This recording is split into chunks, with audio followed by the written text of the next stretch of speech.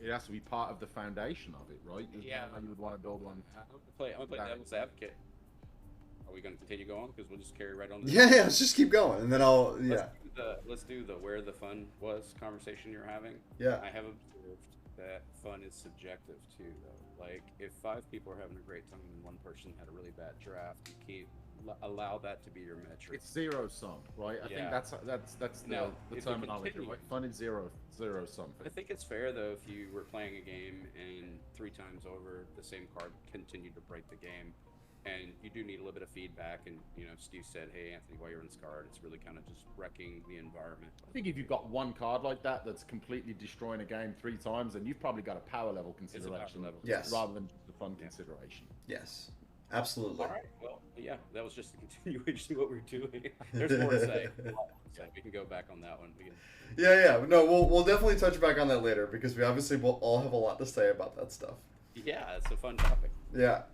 All right. So, I guess I can do a more official intro because I'm gonna post this to YouTube and stuff. So, hello everybody. I'm Derek, and this is my stream. It's kind of becoming like a podcast lately because I'm doing all these interviews, and I'm here today with two people today, who run a wonderful podcast called UberCube. So you guys, please introduce yourselves.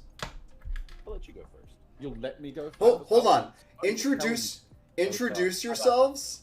Introduce yourselves, and then along with that, I'd like you both to tell me, what is the most overrated and underrated breakfast food?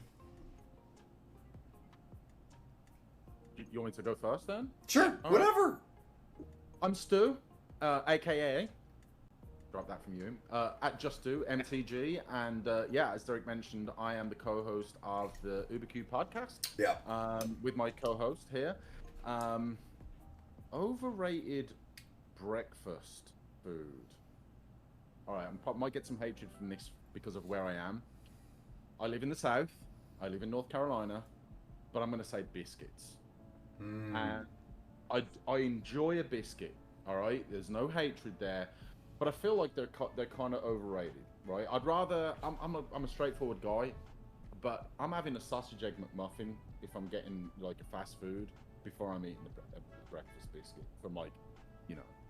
From the head nods, you can tell that I have a lot to say about that. I'm just gonna go straight with the sausage egg McMuffin because you can't rate it high enough. It's god tier, S tier breakfast food.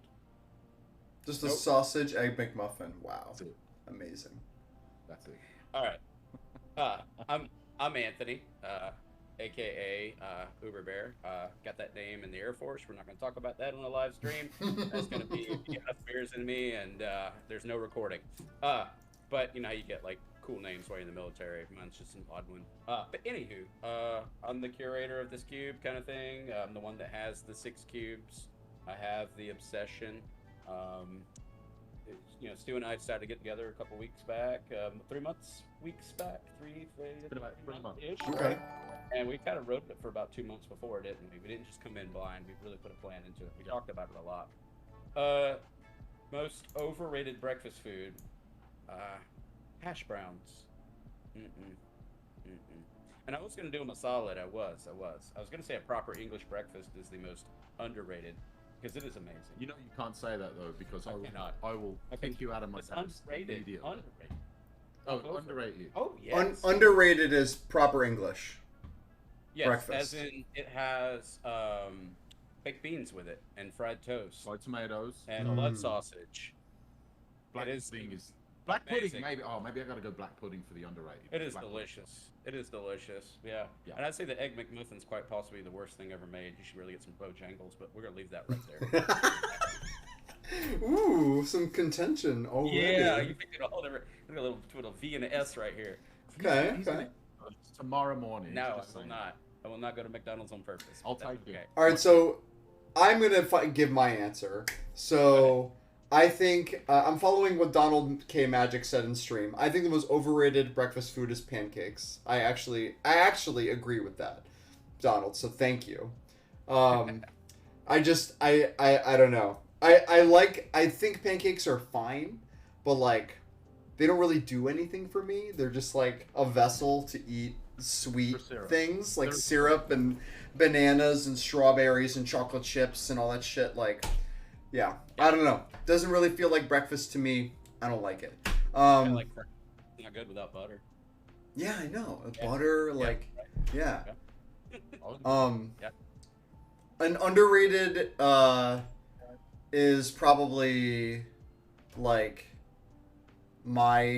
is like the most boring shit ever, but like it's just unfortunately this is gonna be my answer, which is I think just like a really nice good smoothie, because I love breakfast smoothies and I have them every day.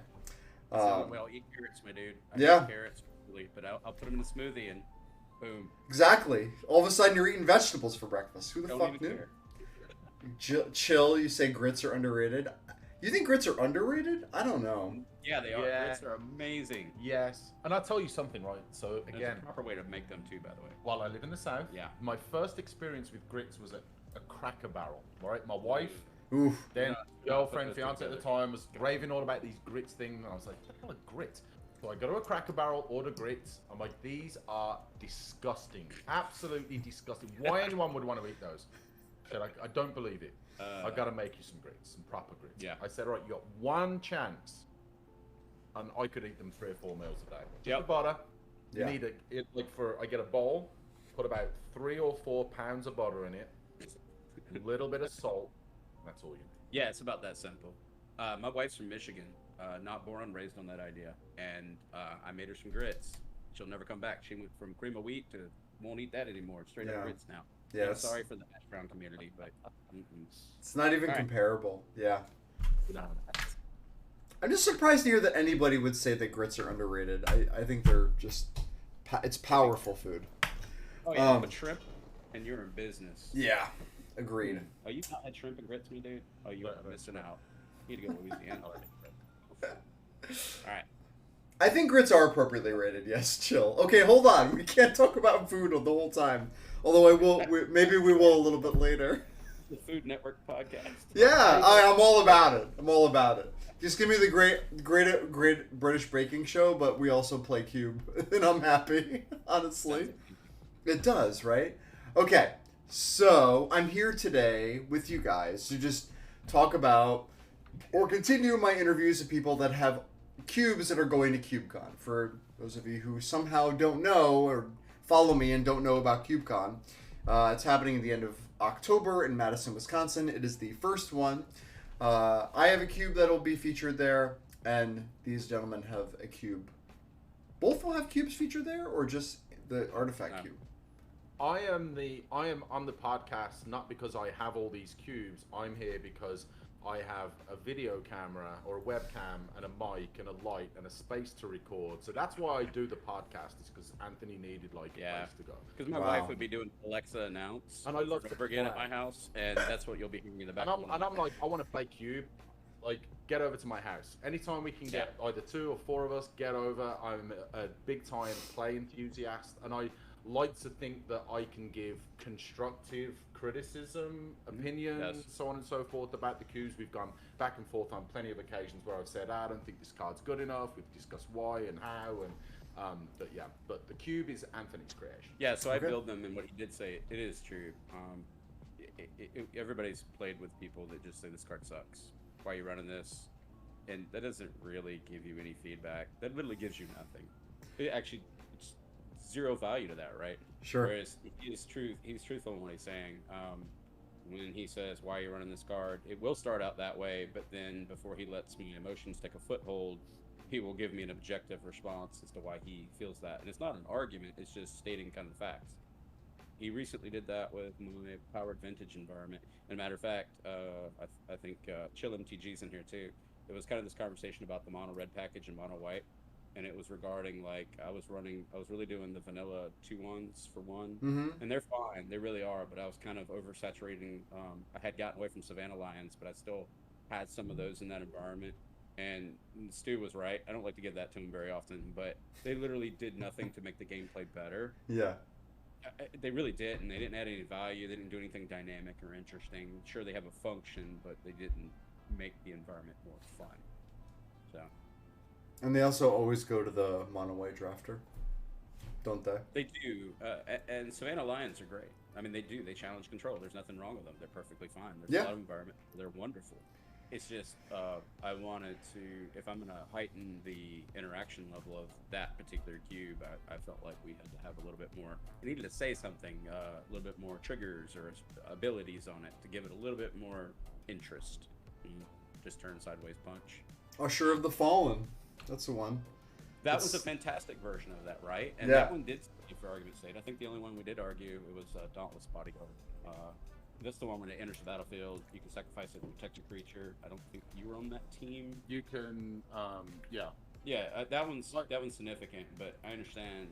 No, I would not cut that. I don't think we. You did let that one survive. Okay, yeah. Yeah. But that was kind of the conversations. We were just kind of thinning through the ones that were vanilla-esque. Yeah.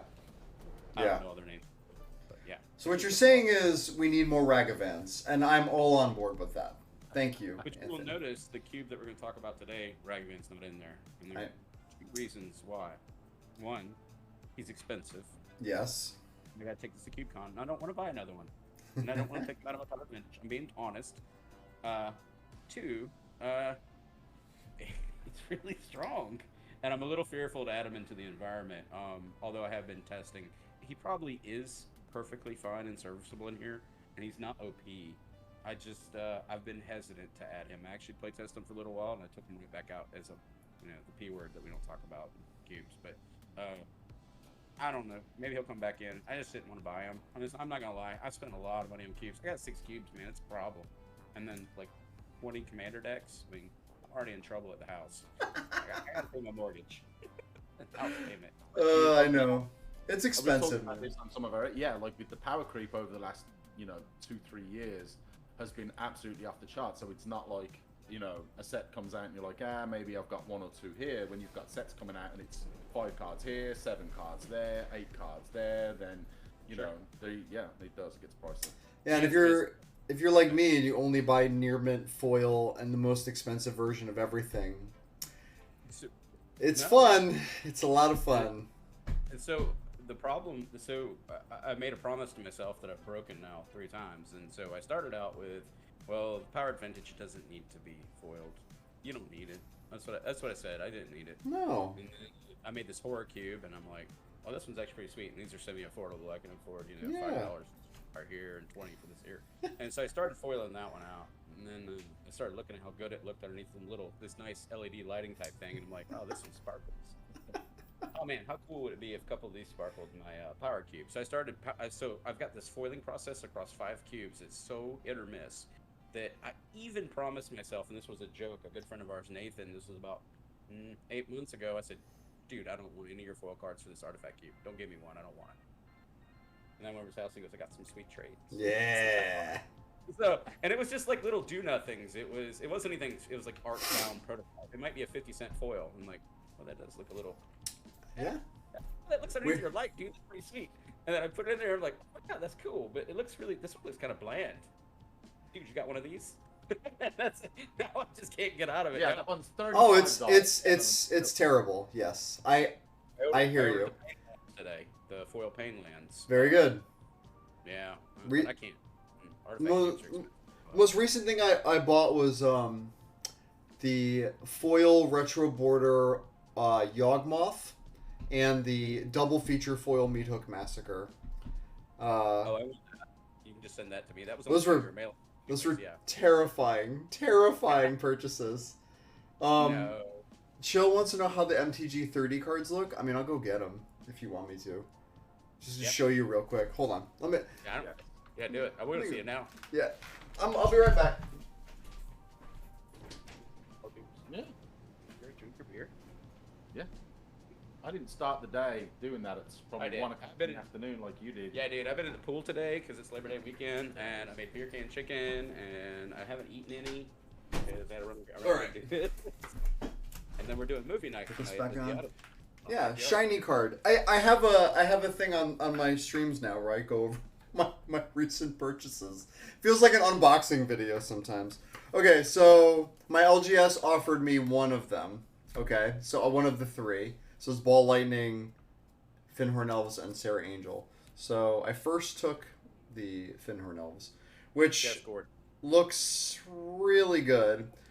As you can see, it's also flat. Wow. That's nice. Yeah, good, really good printing. Only available in German. And then at the end of it, when I got my, I went 2-1, so I got some prize packs. And the lady at the counter said, "Would you like another one?" So I got the Sarah Angel. And Yeah, dude. this thing is fucking sick. This thing is great. Yeah, gorgeous. Yeah. Yeah. I think as they work on these, the old border thing that they're like bringing back is getting better. So, I started playing in 1994, so the old border foiling is like is the right stab in the heart for me. Gets me every time. I started in '96 in the Air Force. How about you? What year? I want to say 2012, 13. Ooh. About then. Like Innistrad? It was Theros, yeah, because I had a buddy, Canadian Air Force, and he'd been kind of trying to get me into it for a little while, and he called me, he said, "Look, I got a week's leave. I want to come to your house, I want to stay for a week, and I want us to just hang out, and I want you to check out this Magic the Gathering nonsense that I'm into." And I'm like, "All right, dude, whatever. We'll hang out for a week and drink some beers and all that kind of stuff." Yeah. So we flew down, he brought it was a modern player, brought all of his modern decks, and we went and bought a box of Born of the Gods, and we just spent a week, 16 hours a day, we drafted that Born of the Gods box, and then we just banged 1v1 60 card modern decks, and that was how I got into Magic. My buddy Sean just pulled out a shoebox full of, and I can't remember the name of the legend. He's the one I almost put him in my Munson cube. He's from Legends. He's super ripped up, looks like a Viking, and he literally says like he's equal to the power of toughness, equal to the number of cards you have. That was OP for me then. Like, just play that card, and I'd have like a 2/2, and he'd play this thing as like a 9/9. And like, this isn't fun. So we'd switch up the next deck, and he'd just hand me some dumpster fire green deck, and he's like, here's my white deck. It's not a big deal. It's got 4 Sarah Angels in it." I'm like, "Dude, this sucks." Like, he literally just dumpster fired me again. So I'm like, I can't do this anymore. So but it was interesting. He was having fun. So then I went to the BX, the Base Exchange, Muslim, Idaho, and I bought some portal packs. And at the time, it was Exodus was still out, and Tempest, give or take. I'm like a little off, but Shadows. And I talked about this in the first podcast, and I just built like this non-stop shadow deck. I didn't even care how many I had. Just like didn't even care about colors. Just like Dorothi, whatever. Didn't care. Turn sideways. Hit you for 2 pass. Hit you for 4 pass. Yeah. So he'd hit me with their aim. But anyways, he didn't want to play anymore. Can I have that shoebox there? Yeah. Give me a shoebox. You need to get out of my dorm room now. So yeah, that's. Did you play Hatred in that deck? Because that was out then too. I don't remember. I think I had. So to be honest with you, like Shivan Dragon and Sarah Angel, and I had a lot of Shivan Dragons. I had 4th, 5th editions. They were just badass, and that was kind of the card that I was really trying to like work in. And what else did I run? Magic Carpet. Ooh, I love Magic Carpet. Yeah, I had a Magic. I thought it was awesome. As a matter of fact, I joked about it when I was opening packs up. I mean, dude, I got like an LED multiples, and then I would go to this baseball card shop up in Boise, Idaho, or at the mall, and I would just take in a stack of cards. I'm like, these cards are worthless, and then trade them in and get like, I need 2 more of those white Shivan, or the other dragon, not Shivan Dragon, but I traded it in for, what's the green red Shivan Dragon? It's almost like its little goofy sibling, Vesuvian Dragon or something. It doesn't matter, but like I just thought it was cool because I'd never really seen multicolor spells before. So I'm like, I don't need this stack of cards. Give me that card. It was worthless. I still have it. It's like a dog ate half of it in the binder. Good, So, keep it. Don't ever get rid of that. All those memories, dude. I got some cards. A lot of my Magic cards, and you guys are all gonna scoff. This near mint thing, dude. And I poured more Captain Morgan's and Killian's beer on my Magic cards than you could probably. We didn't sleeve them, dude. There were no sleeves. We have a buddy who's kind of particular, foil this, Russian this, Phyrexian this. Yeah. Not Yeah. pull him out. you know, people like nice things, and that's all good. But I love the reaction. I've had some winces from him because I'm like, I want white border basics with as much smudge and fingerprints and all that, right? Yeah. No, none of them want matte. I don't want any of them matching. None of that kind of stuff. Just was dirty. Yeah, as our fuck. friend Yeah. has a blue deck. Make your eyes burn out of your skull, and then Stu and I will literally bust out intentionally our EDH decks with white borders on it, and just like, and he's just like, "I hate you both." I'm like, yeah. So you have to. So I call it the patina because I deal in jewelry, and so Yeah. yeah, I like to call the when the card is all beat up. It's like yeah, it's got a nice patina on it. That's And a little age, you know. That's cool. Have I know y'all are both play EDH, right? Yeah. Have you seen the HP Gonti deck? No. No. There's a guy. I met him in person working a booth for TOA, Tales of Adventure, and he is notorious for having a heavily played Gonti EDH deck that has no sleeves and everything is completely destroyed. And it's also like his Gonti is like a Russian foil that's still in the pre-release packaging, and then he keeps it in like a Ziploc bag and like in like a rubber band, and like the whole thing is like he has like an Alpha Soul Ring and like original Mana Crypt and like a Beta Demonic Tutor and shit, and it's just and they're all like completely destroyed, and it's beautiful. Like I know what you're talking about. I gotta check that out. That is fantastic. Oh yeah. Yes. There was somebody. It was a cube, and you guys can actually chime in on the audience. I'm almost certain there was a cube with nothing but beat to hell cards. Like, Yeah. It's just people like trash cards. It's so funny that people do. I love that actually. I have a something called a bar cube that I need to update it, but the idea is that it's unsleeved and everything should be heavily played. The goal is that like there's also like no counters and no tokens allowed. So like you should be able to just portably just carry it in a bag and just shuffle up and start playing. And it's a draftable 180 card cube. When I first met you, and he had me come over to his house, and we were talking about just. I think he'd already played Commander before, but we were just chatting about it. And he said he thinks he had some cards, and he brought down this bag from like Publix or something with the cards that he'd bought from a guy. It was just like a paper, plastic sack of cards. Well, when I don't know if I'd already met you guys. I actually don't think I had, but I was looking on Craigslist for something, and a guy made a post on Craigslist. Box of Magic cards. Yep. Got it in a storage locker that I bought. Don't know anything about the game. $5. So I called the guy. I'm like, I'll take it right now. I'll come down. I'll meet you at the storage locker. I want to say a good 50 to 60% of them were just completely water damaged. They're all in the trash. But there was some pretty interesting cards in there. A friend of ours did that recently on Craigslist. It was about a year ago. Yeah, Nathan got. I think he paid $25, $30. Yeah. He got an All Hallows Eve. Got a demonic. Got a vampiric tutor. I mean, it's just like I wanted to punch him, and then I wanted the All Hallows Eve for my horror cube, and I just assumed because he's my boy, and he paid $25, and he wasn't expecting this to be like, yeah, dude, your cube needs this. And he's like, but it's like 300, 400, 500. I'm like, dude, really? You profiteer? Yeah. I just assumed. All you cube curators, don't you assume that your people that play the cube want to make your cube better? Yes. An elephant grass.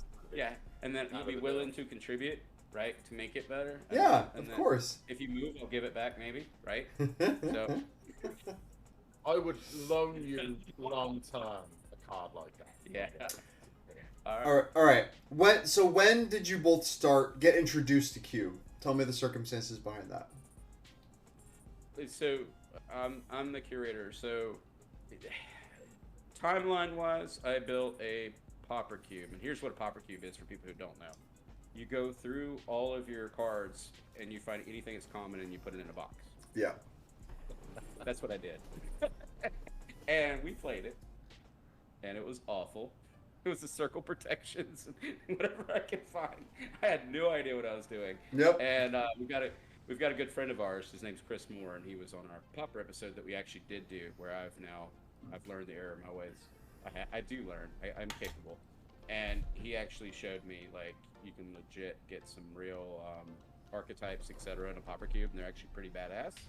But I didn't know that when I got box cards. I didn't know what a cube was. It was kind of like, it's kind of like even the Commander talk came up that way for me too. Like, hey, have you guys heard of Commander? I'm like, well, I have now. What is this? Well, you got to get a legend card. You got to put cards in there and match the colors. I'm like, oh, Yeah. dude, I can do that. Yeah. Let's do skeleton shit, bro. What's the mirror? What's the mirror? I got some blue and some black. Okay, cool, that works. That's literally how I started this out. Yeah. Because I just played in the Air Force. So I played in the Air Force for my 4-year time period off and on, but I deployed a lot. I went overseas and I really couldn't pack up my cards all the time. And when I got back, it just started dying off. We started, getting other interests or whatever. And then I left, and there was almost a hiatus from 2001 till hell, I think, Innistrad. There was this thing called blocks that I didn't even know what any of this meant. And we jumped over all these spirals and times, and I don't even know. Man. Yeah. And I came back, and my buddy Chris Moore, that's on my Pauper episode, he and I were chatting about Commander, and it evolved into let's build Commander decks. I'm getting to a wrap up here, I promise. And we It's started okay. trying to make it better, and I built this Mimeoplasm deck. Moving past this Pauper box of cards, it was just total dumpster fire, by the way. And my Mimeoplasm deck, I started foiling it out, pimping it out, because I'm sitting down with my friends on Thursday nights. I wanted them to say, oh man, that's awesome. Your cards look beautiful. They look gorgeous. Well, just like with the evolution of the EDH conversation, the cube conversation started coming up. Hey, Chris goes, hey, have you heard of a cube? And yeah, dude, I built one. It's a dumpster fire. He goes, no, a real one. Let me show you some of what they look like. And I realized my Mimeoplasm card, my EDH card, had a lot of stuff for a powered vintage. Okay. And so I just immediately just tore it apart. I killed it, and it became my powered vintage cube, which all those cards have moved on. But at the time, that's how I made a real cube. Like I became a real boy, not the Pinocchio cube that I built. It was called Pauper. It was awful. What year was this? God, dude, I'm getting old, man. Time's really become a construct at this point. But Yep. don't quote me on this. Nobody write this down. Don't put it in the press. But I think like 10 years ago Okay. ish, because there was a battle box before that was a word that I built, and that was, again, I don't know if you guys know what a battle box is, but that's when your Pauper cube is not any good. Then you just get a bunch of other cards and put it in there, and you stack them, and that's called a battle box. I have one actually. That's I have a good. battle box. But the Power Cube is actually my buddy Chris Moore actually started making a real one, and I wanted to keep up and preserve my own identity, so I made a Horror Cube. Yeah. Because one day I'm just driving along a little mad because I'm like, man, I want one of these cubes. 2 of mine have failed epically. They're laughing at me. They're all going to laugh at you. And I was thinking, what could I do? I want to do something tribal. Well, let's do goblins, merfolk, humans. And I'm like, Mhm. that sounds really great. Well, what other tribes are there? I'm like, oh, zombies. Oh, what is like zombies? Oh, vampires like zombies. That's literally how I started doing it. And I'm driving home from work one night, and I'm just literally doing this in my head, and I started constructing this horror cube. So that would be, in my opinion, my first cube that's actually legit and they enjoy. Okay. Power It is a cube. fun cube. The horror For cube me, is fun. and I'm gonna insult a lot. I don't mean to insult anybody, but for me, powered vintage cubes, I kind of did the thing. It's kind of cookie. Everybody get mad at me, but it's a little cookie cutter for me personally. As in, I could follow a footprint of a lot of you guys that have a powered vintage cube, and I could make one so it didn't resonate any of my personality, if that makes sense. It didn't look like I had a contribution. Yeah, sure, but it's where a lot of people start, That's exactly what it was, because there was a footprint. And so 100% agree. But for me personally, my Power Cube didn't project me, I guess, the art that I was trying to show. I have one. I love it. We enjoy it. But do I love it as much as the others? No. Because I would say it used to be like, we're going to cube draft. Pretty much would assume that we're going to draft a vintage cube. Yeah, Because of course. nowadays, and you still had, like, I would say when we first started really going, like, wanting to draft the cubes, it was that case. But nowadays, it's like, all right, Hara, how many we got? 4 players, Two-Headed Giant, Two-Headed Giant. Fatal, some of the newer cubes that have come, so, yeah. Yeah, it was more of an extension of what I wanted to do. I got to branch out on my own and come up with some ideas, and it was, for me, that was more of a challenge. Mm-hmm. I love Powered Vintage Cube. I do. I just didn't get to express my ideas so well. Sure. Because it felt like everybody else's kind of. I couldn't come up with an original thought. There's a lot of established history with, Magic Online Vintage Cube is considered the level 1 for a lot of people, and that's had a huge influence on understanding what cube even is to people. So it makes total sense. A little bit of bias too, in my opinion. Meaning like the powered vintage cube. If I just said, hey, you want to play my cube, and you had a powered vintage and you're familiar with it, you're gonna evaluate cards based on the knowledge of other vintage power cubes. Yeah. Does that make sense? So it makes it hard to curate a little bit because, you know what I mean? You're looking at, is this power level? Is this strong enough to be in this environment? Yeah. I can go nuts with this artifact cube and do something, and you know what I mean? I can go a little outside the walls here without that constraint. I can paint with a bigger brush. How about that? Sure. Yeah, absolutely. Okay, so next question. So when did you start putting this particular cube together, the artifact cube? And here, let me change the thing so I can have this pulled up. We're gonna get a lot smaller, but we're gonna have a web browser in the stream for everybody.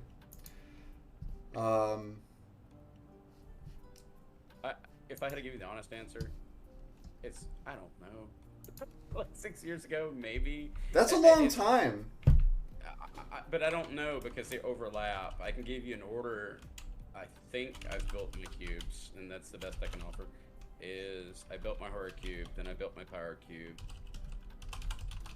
then I built my artifact cube, then I built my two-headed giant cube, which is fun as hell, and then I built my La Femme Fatale cube, and now I have my Munson Lord of Metal 180 Jun cube. So I got 6 cubes, give or take.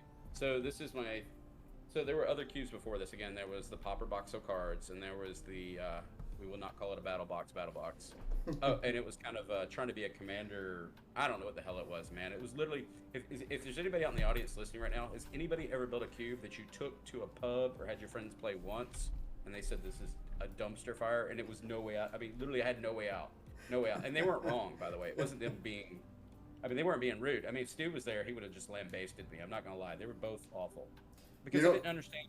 With opinions and constructive criticism. I mean, literally, when you're, there's environments where the cards, I don't want to step on anybody's toes if they're running. I won't name all the cards because somebody's going to sit out there and curmudgeon and like, oh man, I'm running all these circle protections, but I ran them all.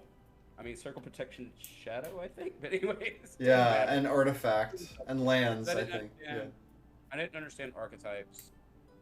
I didn't understand synergies. And as I started to build these cubes, and I think Stu can speak to this too.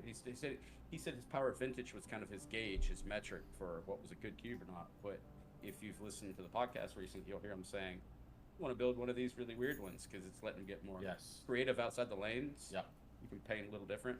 Yep. I don't know. I'm all about the thematic cubes now, man.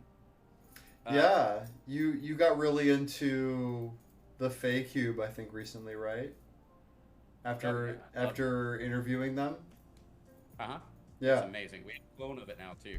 My buddy Christian Anderson ordered it because he was sitting behind us, hiding in the corner as he does the Dark Shadows, and he was like, "Oh my god, I'm building this cube!" And literally, as soon as we got done recording that, he already started ordering all the shit coming. It was like mail day for Christian, which is amazing about that cube, by the way.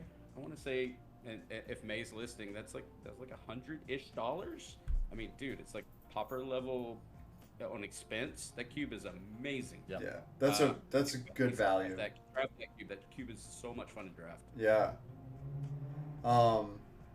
Okay, so 6 years ago, you start putting this together.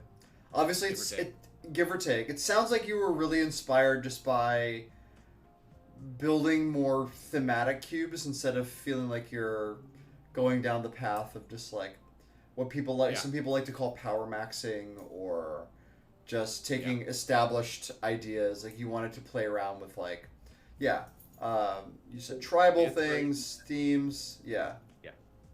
The inspiration for this cube, actually, sadly enough, is actually Terminator. Like popped in my head. I want to build a Terminator-based cube. It's gonna be man versus machine, and my first iteration was wildly 50-50 balanced, which didn't really give a lot of credibility to the term artifact. As in, I had a lot of creatures in this couple of iterations way back. You would see that it was a lot less artifacts, a lot more things that interact with artifacts. Okay. and it didn't have the look and feel that it does now. I will say that of all of my cubes, the horror, this is for me. I drafted it today. I got my ass kicked again today. This is the hardest cube as far as just wackadoodle synergies, because the cards do some silly stuff in here that I can curate this all day. I got my ass kicked by my brother today. He built a Simic nonsense with what's that new turtle? Kappa. Yeah. In here. Kappa Oh Cannoneer. my god. He put reality chip on Kappa, and he had Gilded Goose. So he's just producing food tokens, making Kappa unblockable, casting off the top of his library, and I'm like, and with Ward, and I'm like, I got a Path to Exile, I can't pay for this. This is awful, and he crushed me with it. Yeah, it's nutty. That card right there, by the way, for CubeCon, please pass that and hand it to me. Hand it to me so I can win. Card right here is busted as a. Thought it's serious. In fact, talking about your brother, that got him. Yeah. Yesterday when we were drafting the Dominaria United stuff. Yeah, One of us had that. This card with He was like, I'm going to Goose destroy is that real. creature. Did you pay that ward? No, Mhm. I didn't. No, I didn't. And he So put it is. reality chip on it. It was awful. I mean, I did that this morning. We did we were drinking coffee this morning, and we did a Thumbs draft or a Chaos draft. We do 9 packs of 15. It was just he and I sitting and kind of killing some time. And 9 packs of 15. 9 packs of 15, and what you do is you open up a pack, you take one, you burn 2, Yeah. you pass. Yeah. Simulating an 8-player draft-ish. Okay. It's a neat way of it's the only downside to this type of draft is obviously you run out of people to play against. I mean, once your deck's getting its ass kicked like mine was this morning, because I built I built Esper modular this morning, which is basically like let me get you some names here. I can make this sound a little bit more. Arcbound Ravager is basically the signpost that I started working off of, and I was just basically trying to throw 1/1 counters around. But Sure. at the end of the day, I could not keep up with that reality chip and Kappa. Those 2 cards are devastating. Devastating. Oh my god, he had so much card advantage, dude. I mean, he was just doing nonsense. I tried. I even board wiped once, and he just, it was awful. I got PTSD over coffee. Yeah. And coffee makes it worse. It does. Yeah. That's what we do. My little brother's in town. He's visiting, so before my family wakes up, we're like trying to sneak in as many reps as we can. Just knocking out some fast drafts. Yeah. Cool. All right. Great. So, let's talk big picture on the cube. Sure. What are your overall? So this is just going to be a bunch of statements with a question attached to it, and just kind of navigate it however you want. What are the overall goals for the cube? And by that I mean, what does the intended gameplay look like to you? Yeah. And then, like, what are the biggest priorities in, like, when doing card evaluation and you're updating the cube? Like, what is the thing that is what are the biggest ideas about the cube that have to stay, like, the foundation of it? I sometimes see it as like the core, but it's also like just the highest pillar. So there's a few minor exceptions in here. I'll start by kind of working it backwards. We'll use Yahini, Undying Partisan. He's in, actually I think it's Aetherborn, so it doesn't matter. But that person is actually not artifact synergy, and the reason why it even exists in the entire cube is because it was from Kaladesh or Aetherborn or whatever it was. But I try to make rare exceptions where almost every single card within this environment needs to say the word artifact as far as artifact interaction, or it supports an artifact build, with a few minor exceptions. And the reason why I flag Yahini is because it does not, but it plays into some of the sacrifice stuff. So man versus machine is the overlying foundation within the cube. Okay. I mean, that's the core principle I'm using. So I do try to run a suite of cards. You'll see stuff in here where I break a few examples, like let's say Master Worm. It's neither man or machine, but pictorially, one is from Mirrodin. I believe I got that right. Forgive me if I'm wrong, or Besieged, Mirrodin. All me, I literally was asleep during all those things, but this card in particular represents like this mechanical-looking creature that lived on this environment, so I allowed it to enter the environment. Some of the cards, they simply, they're just kind of ones that you have to make as a curator some concessions sometimes. Yes. Like, it's hard to do. And May and I actually talked about this, and one of her questions she asked me is, how bad does it basically bug you to break your theme? Well, a lot. But some cards, I don't want to call them staples, but they're required to interject certain types of play within an environment. So we'll say Hymn to Torok. Doesn't really have anything to do with artifacts, but in order to have like a hand stripping control synergy within the cube and allow people like Stu to be able to play the type of archetypes, within the artifact sphere, like he wants to strip my hand, or I don't always want to strip her. maybe I'm talking about me. I'm self-projecting here. I want to destroy your land. Yeah, you do want to. So I don't do any land destruction, so I can't do that for him. But hand stripping and stuff like that, I broke the mold a little bit, and I bring cards into the environment because you need them to actually play Magic, right? But I try to stay on theme. So, say for example, Executioner's Capsule is a removal spell.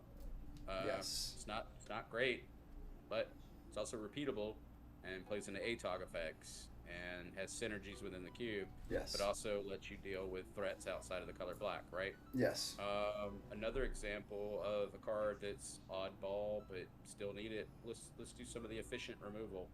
I was apprehensive to add some of the efficient removal, like Infernal Grasp and Cast Down and Fatal Push and Dismember. But I only have really, and if I'm not counting incorrectly here, I only have 4 of them. So I limited the volume of them. So that I wouldn't overtake the power or the creature threat. So Massacre Worm would just die to everything in the trade-off. Right. Let's see. So the glue, to answer your question about what was the glue, is it needed to be an artifact, or it needed to be something that hates artifacts. It's anti-versus. That's literally the entire theme of the cube. Yeah. So it sounds to me like the cube is a top-down design, which is the first time so far that I think I've... No, it's not the first time. I think the Devoid Cube is actually also... No. This might be the first time I actually have a top-down design, but what I mean by that is like... This sounds like it's flavor first, and that feeds into the mechanics. Would you say that that's true? Yeah. So the archetypes... So then I do the normal archetypes that people want to see. Like, and I know these terms are loose, but let's do aggro, mid-range, control. Sure. And what can I do within those archetypes to kind of make something, play within that? So I say to myself, like control is going to be some hand stripping, some counter magic. Well, all right, well, what can I do for counter magic? So I am running Force of Will, and we'll skip past that. And I am running Counterspell. We're going to skip past that. But what can I do that's going to be flavorful for this type of cube that's still counter magic? Well, there's still Sabotage. And I can choose one, counter target artifact spell, or return an artifact to its owner's control. Yes. Or there's Mirror Shell Crab, which has got the channel ability that basically is like a mana leak-ish, right? That card's actually pretty badass.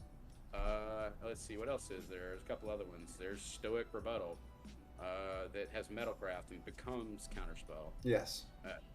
So then I have the ones that people are going to want to see in there, like Mana Leak, Counterspell, Force of Will, Lose Focus. Those are my boring cards. For me, in this environment. But they still necessary pillars. Yes. If that makes sense. But they are the grease of the cube. They allow people to interact. Yes. And that was hard for me, using a horror cube as an example. And Chris Moore and I, you'll hear him, he was on, like I said, the Pauper episode, and he'll be on a Peasant episode we're doing soon. He and I talk a lot about the design, and he's the person that grounds me on, I just want to build this really colorful environment, but then I forget that sometimes you have to add pieces that maybe break my theme, and it does bother me, but like, all right, fine, whatever, dude. I guess I'll put a counterspell in there. I guess everything can't be a steel sabotage. Right. Because they get bad after a while, too. I mean, it's being truthful, but you know what I mean. Yeah, absolutely. So I have a few pieces in there. And it's for different types of players. Some people will sit down at my table and they go, oh, dude, Steel Sabotage, which, by the way, is a fantastic card. But then there's other people who go, this card sucks. I played with a guy recently, and he's like, nah, I don't know why you run this card. I'm like, fine, pass it to me. And he takes Counterspell. And I understand his logic, but there's two different Steel Sabotage versus Counterspells, two different types of humans that want to draft. You got the one that's wanting to be really fun. He's one that min maxes, and I know that's not the best example, but you know what I mean. Yes. No, I'm taking Steel Sabotage before I take Counterspell in this cube specifically. Yeah, but you don't. If you don't know that till you know that, maybe you're not familiar with my cube. You sit down, and I think objectively, I would expect you as a curator, as I would if I'm sitting down to draft a cube with anybody who says, "Hey, do you want to draft my cube?" Sure. Yeah. What is this cube about, right? And I would imagine that you're going to do exactly what you just did here and say it's artifact versus non-artifact, and kind of give a bit of a rundown of, you know, the sort of the core principles of it. In which case, if I'm thinking, okay, this is very artifact themed, and I'm going to want to counter artifacts and be able to bounce artifacts, that's, you know, it's quite important, and I get to do it for only 1 mana, and it's fun. Derek, do you see in a vacuum we're talking about Steel Sabotage versus Counterspell and how that could be deceptive to a drafter? Sure. One of them look. Yeah. Well, so finish your thought, and then I'll. Well, I mean, like in terms of power level, if I said which one would you pick right now, its environment matters. Steel Sabotage is actually really powerful. It just, if you took it outside of this environment, it's probably hot garbage. But with a really rich environment where, you know, choose one, counter target spell, or return target artifact to its owner hand for 1 blue, it's hyper efficient and has a large volume of targets. But we got a good friend of ours, the one that we won't say his name for his, you know, respect for him, but he's the shiny foil guy, right? Yeah. And he sits down at this table and he sees these 2 cards side by side and he says Steel Sabotage is hot garbage. Yeah. And that's kind of my point. He's not wrong, but it's taken out of context. Yeah. To the environment. Well, yeah. I mean, Heightens the card big time.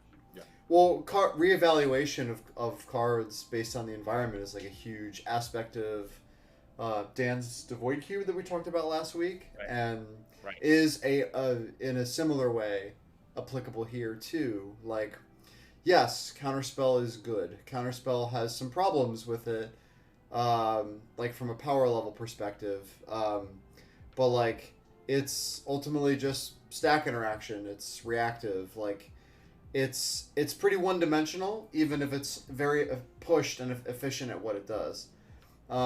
It is almost universal. Like, you can't counter everything, but you can counter most things.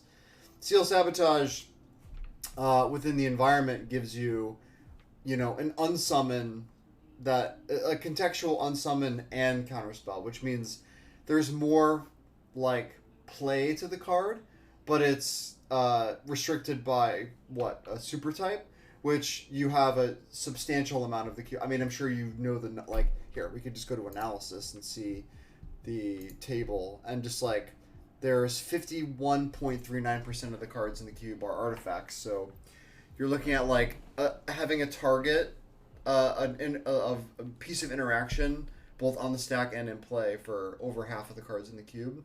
That, you know, if you're able to like evaluate that and say like, maybe this was here and I should trust that this card is good because of what I'm getting into,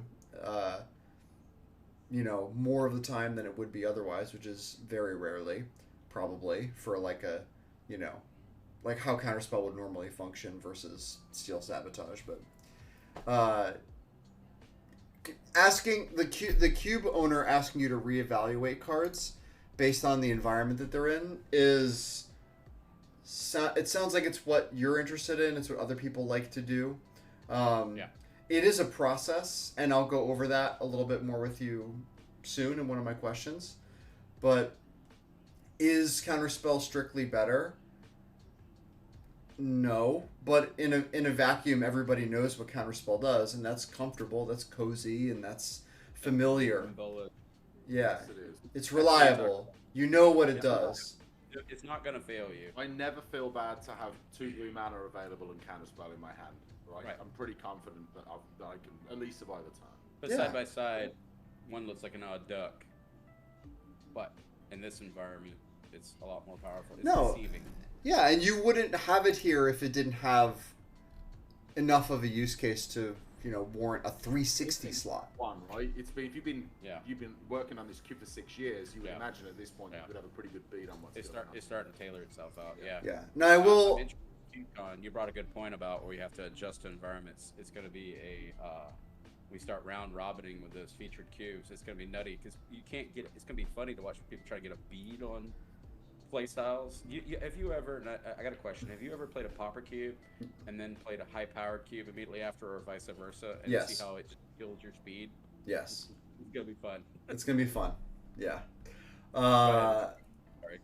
No, it's okay. It's okay. So it sounds like, so I, and the min-maxing stuff is another conversation. If you want to talk more about that, that's like, there are ways that I've had conversations with people, and I know people that approach all cubes like this, when they're just like, I'm just going to take the cards that are universally good as much as possible, and then you need to show me that all your synergy is actually effective.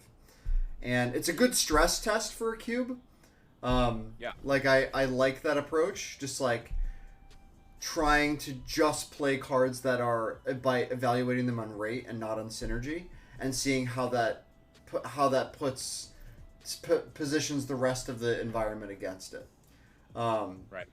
So it's a good exercise, and some people really live and die by that, and I do respect that. But that's like, you can really get into that conversation. We can do that later if you want, but let's. No. This particular cube, I have a ceiling and a floor. Steven, we talked about it on the podcast. Somebody has to win the game. I try to avoid power outliers, stuff that, and we use Kappa, or however I'm saying Kappa, the super Kappa turtle. cannon. Yeah. It's a potential power outlier. Yeah. I may put Super Monkey in there. It would be a potential power outlier, but those aren't unbreakable cards either. In the draft. Yeah. That's what I'm watching for. I have a few cards, and I don't have them particularly in my list, but they're dangerous. Be like the Cauldron Complete. Yeah. But if it comes out, it could be devastating. But the argument is someone has to win the game. I have means to deal with it. It's not the end of the world. I've got another one, and It's the end of the world most of the time. it's kind of the end of the world, but the world needs to end at that point because they paid a lot of money to get that out. It's time for the game to move on. Let's get it up. But then there's another one in it too that I have a few I keep an eye on. Right, there's that new enchantment, and I'm not going to pull it up right now. But it's the 3/5 wall that says when you attack me, I get to attack you back. Now I have indestructible vigilance. Yeah, this card is crazy. Weathered Sentinels. I'm gonna test it out. We'll see what happens. I'm leery of that one, but we'll see. That card, yes. It flourishes when there's very little removal in environment, but if you can kill it, it's not a big deal. Like, Dan has it in his Devoid cube, and it is True Name Nemesis in his cube because there is such little removal. I wonder. I'll look at it. I'll evaluate it. That was on my watch list. Yeah. Haven't got a chance to play test it yet. Actually, before I got to do it, my brother killed me today with a stupid Kappa. I had it in my hand. It was coming out, and he Kappa killed me. Cool. And he Bowser or something. I don't know. He had some reference. Yeah, Kappa the turtle, like Yes. Super Mario Brothers or whatever. There we go. Yeah. The other card too. I have on my watch list, and I at first it was on my watch list as a curator, and I've come back around to it, and I thought it'd be too scary. Be shocked. It's actually Bane of Progress. Oh, I know that card. Yes. Yeah, at first I was like, I held back for like 2 years putting this card in my queue, and then I realized it's not that bad, and it's kind of vanilla. I don't want Shatter, or is it Shatterstorm? I don't want Shatterstorm in this cube. Yeah, of course. It's healthy, but this was safe enough that you can actually blow stuff up and still do things, and it didn't break the format. I've tested this a couple times. I've done it myself. A couple other people have done it. It hasn't smashed it, but it's still a very effective card. It gets the job done. But there's a lot of effects to deal with it. If in case anybody's wondering, it is... Where is it? I saw it. Bane of Progress. Yeah. Destroy all artifacts and enchantments and make Bane of Progress big.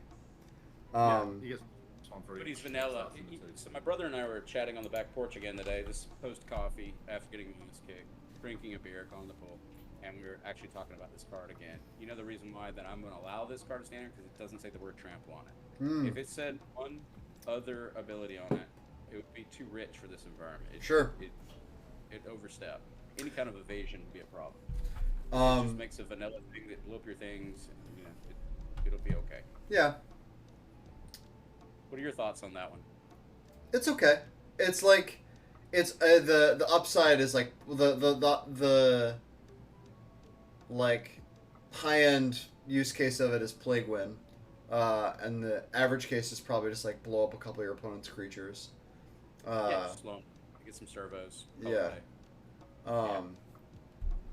I mean, it's 6 mana. Like, at that point, when you're investing 6 mana into a creature, it should do something like that. Affirmations.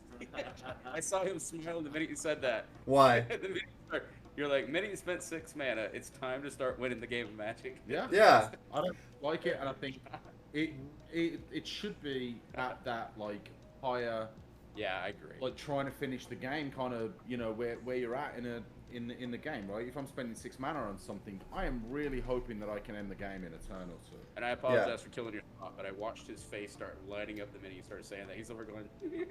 Yeah. I mean, yeah, I don't know, the way, especially the way modern cards are designed, like cards that are expensive, the amount of investment you have to put into a card, like a threat, when you can spend less mana to get a really good threat, like Sure. it really asks a lot of what you're, especially at like 5-6 mana.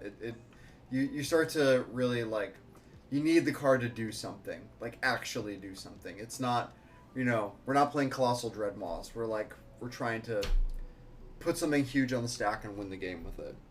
Yeah. I agree. Yeah. I answered previous questions in a super long-winded manner at this point. It's okay. You were- My last question about like big picture stuff, Yep. is, and I referenced this I think before the stream or maybe the beginning of the stream, but it's a question I've been asking a lot of people, just with regards to my own updates or like getting feedback, which is where is the fun in your cube? And that's a pretty open-ended question. So answer it answer it as however you think you should answer it. Like when people say that your cube was fun, what are they referring to? Like what do you think you're selling the fun when people sit down to draft this cube? So the fun in this cube is two pieces. It's mechanics that are normally found in other environments, Mhm. like say for example modular, or when Reanimator turns into something different, like Dance of the Manse. So it takes the normal expectations of the cube and turns it up inside of its head.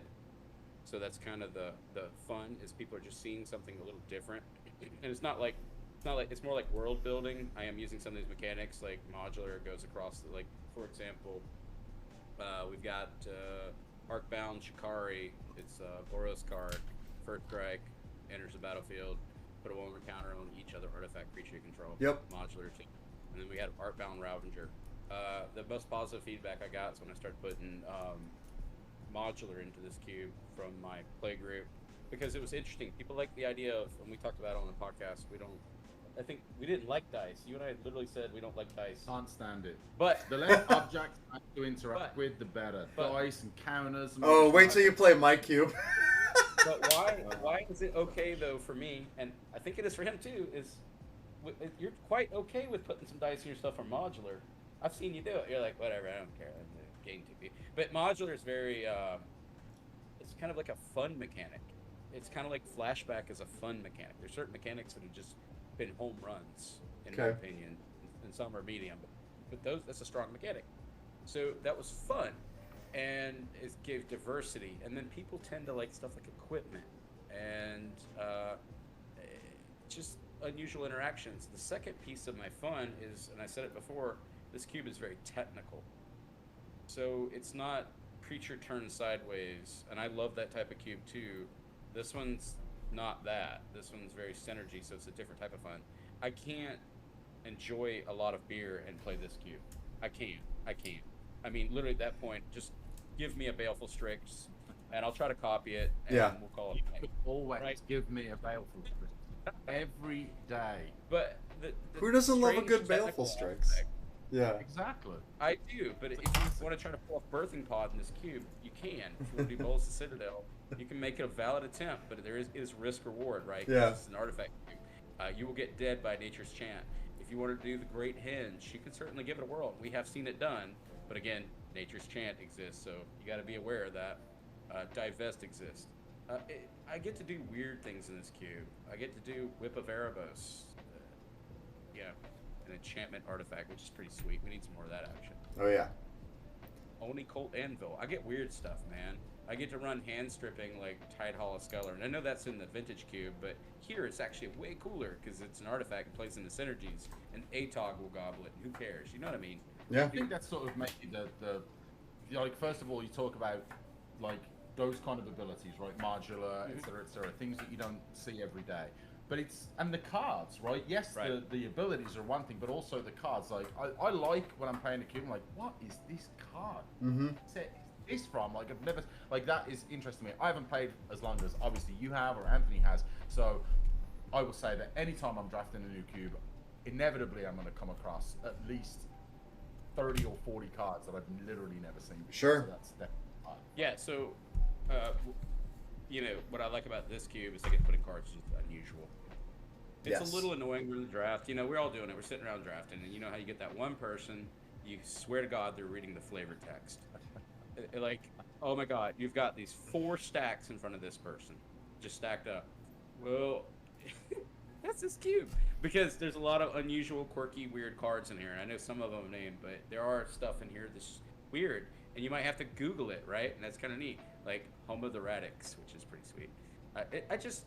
It's kind of like what I gravitated so much to the Fae Cube is because she embraced this type of idea too, right? Sure. She didn't follow the pillars of magic, the expectation. She kind of just washed it all away and then built a cube where you've got unusual synergies in there, but you can take the Grum Gullies and slap them there with some knights, and you got yourself, a nice, really sweet deck that you built with unusual archetypes.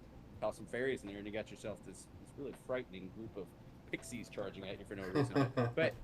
But what I enjoyed about that cube so much is that, and when she and I spoke, and Stu and I spoke, our philosophies align so much that you can kind of do weird, quirky things with thematic builds. Yeah, it sounds like you're to the kangaroo court of the Vintage Cube community. I'm sorry, but you know what I mean.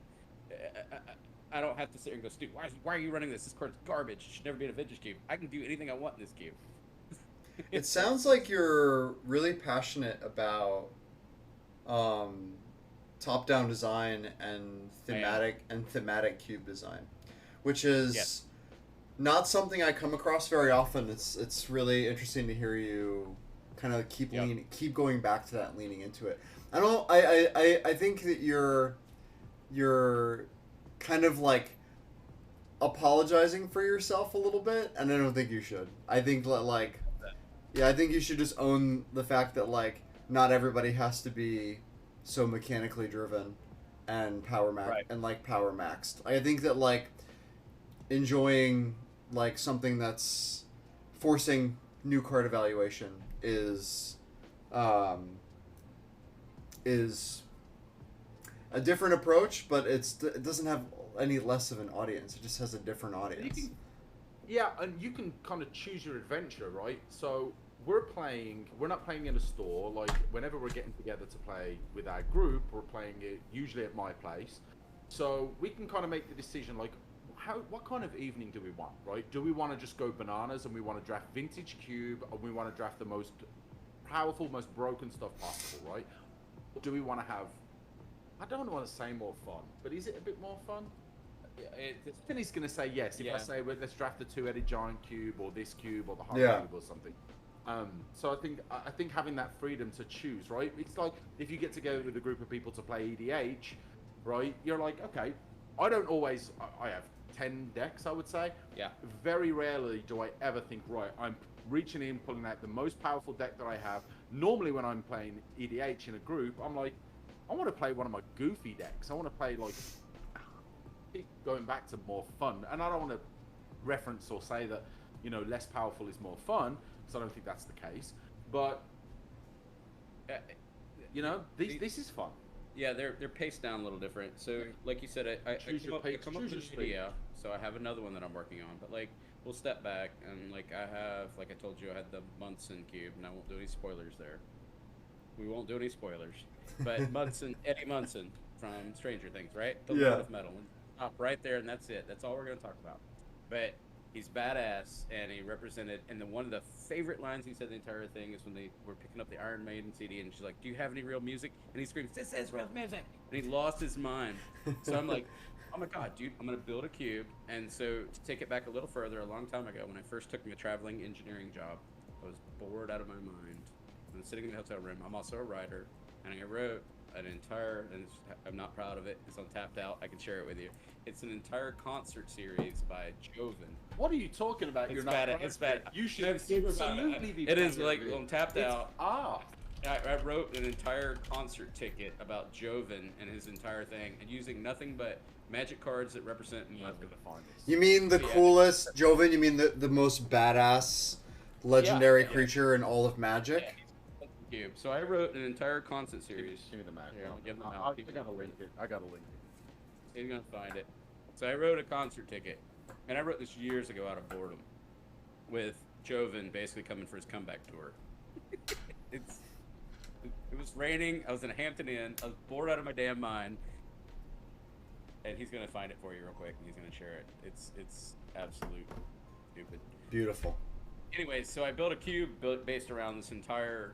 Years later, I'm like, well, Eddie Munson's pretty badass. Joven's pretty badass. What if I made a pretty badass cube with nothing but metal? And I know this has nothing to do with the artifact cube, but my design philosophy is very idea, and then finding cards that fit the idea. Yeah. My build restrict, and that one is it must be metal as AF, or it don't go in. It has to be on a cover, album, etc. Question. Yeah. What is the most metal card in all of Magic? Sorry. Yeah, Re- no, it's easy. What is Reprinted.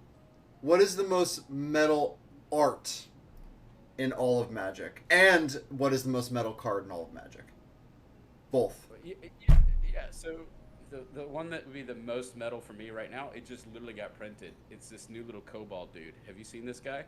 What's Look the up name? Dominaria real quick and look at the Cobalt, the guy that makes Cobalts. He's like a 0-1.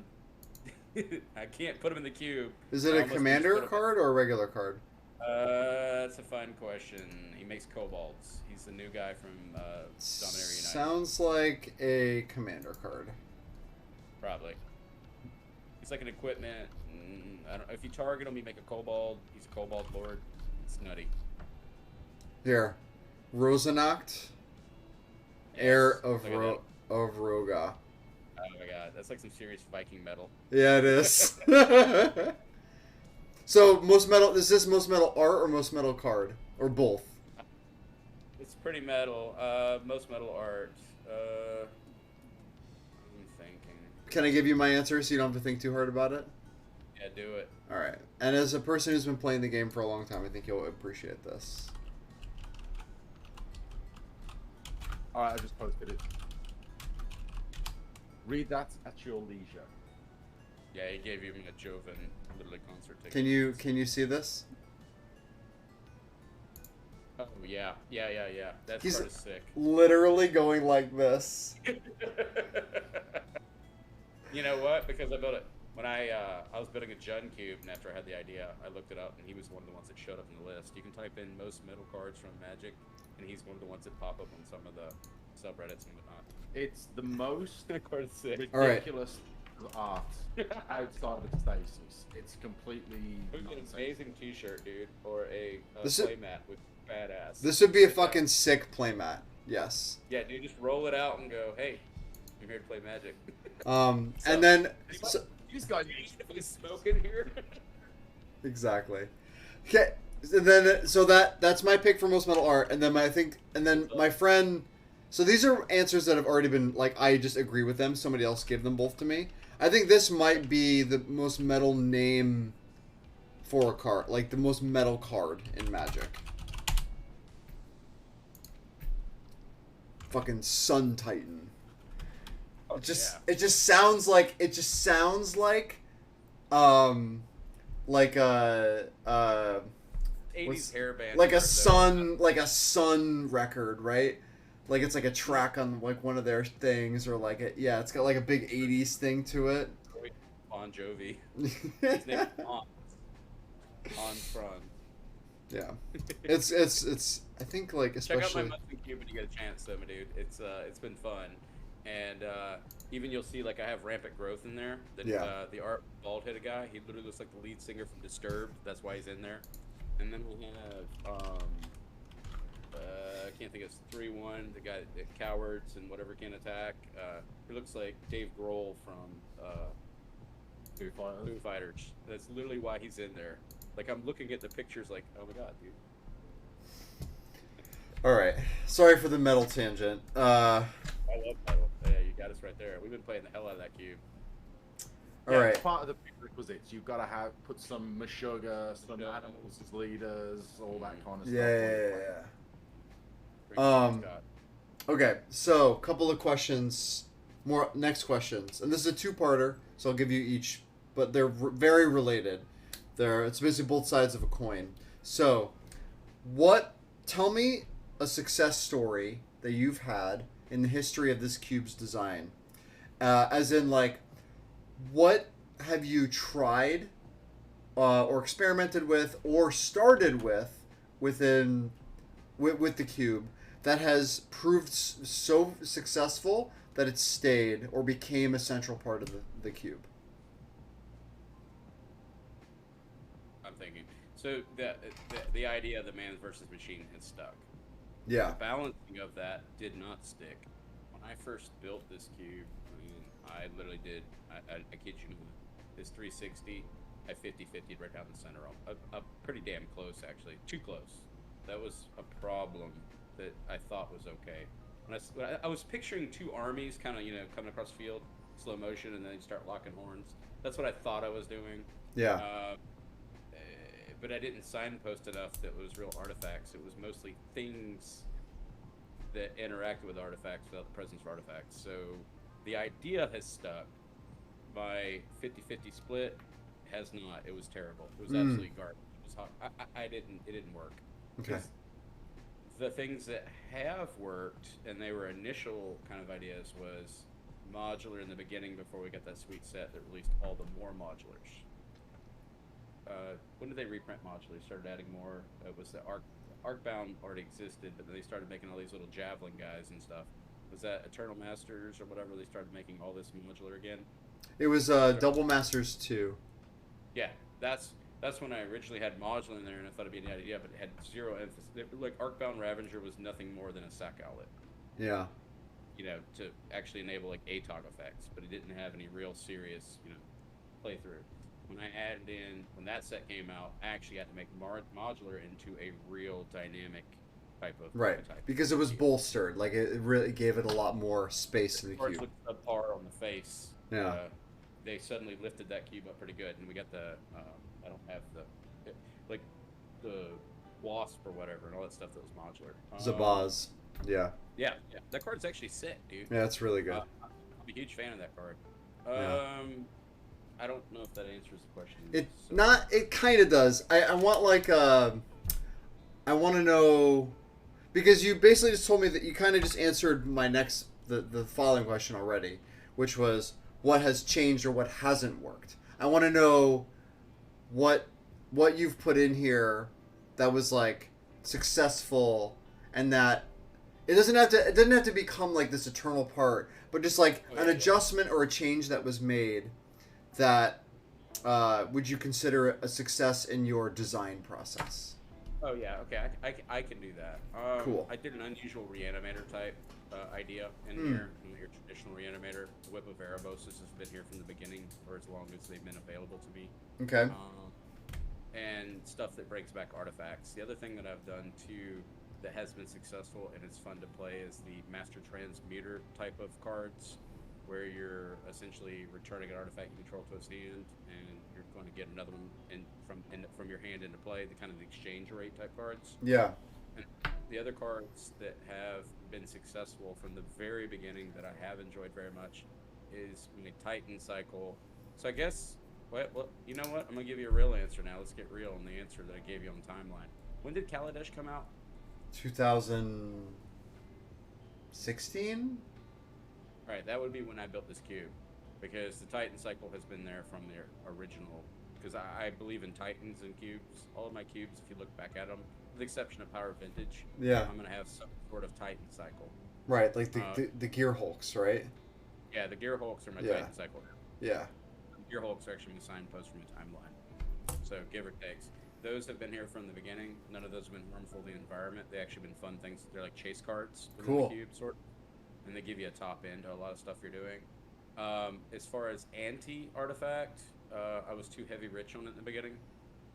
Balancing that was really hard because, you know, I just told you I have 5 Gear Hulks in here and they're all pretty busted in their own way. How do I counter that? Well, Nature's Chant is a card, but then I had Naturalize in there, and Yeah. maybe I think I still run Disenchant, but it started getting too saturated, so you couldn't actually take off, which is the doldrums of Magic the Gathering. If every time you stalemate me every time I play something, I don't want to play anymore. I pay 5, you pay 2. I pay 5, you pay 2. I don't want to do this anymore. Yep. I'm done.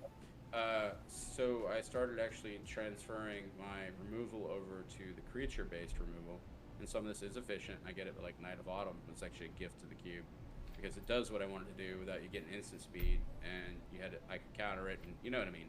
I slowed that down a little bit. Okay. Those have been successful.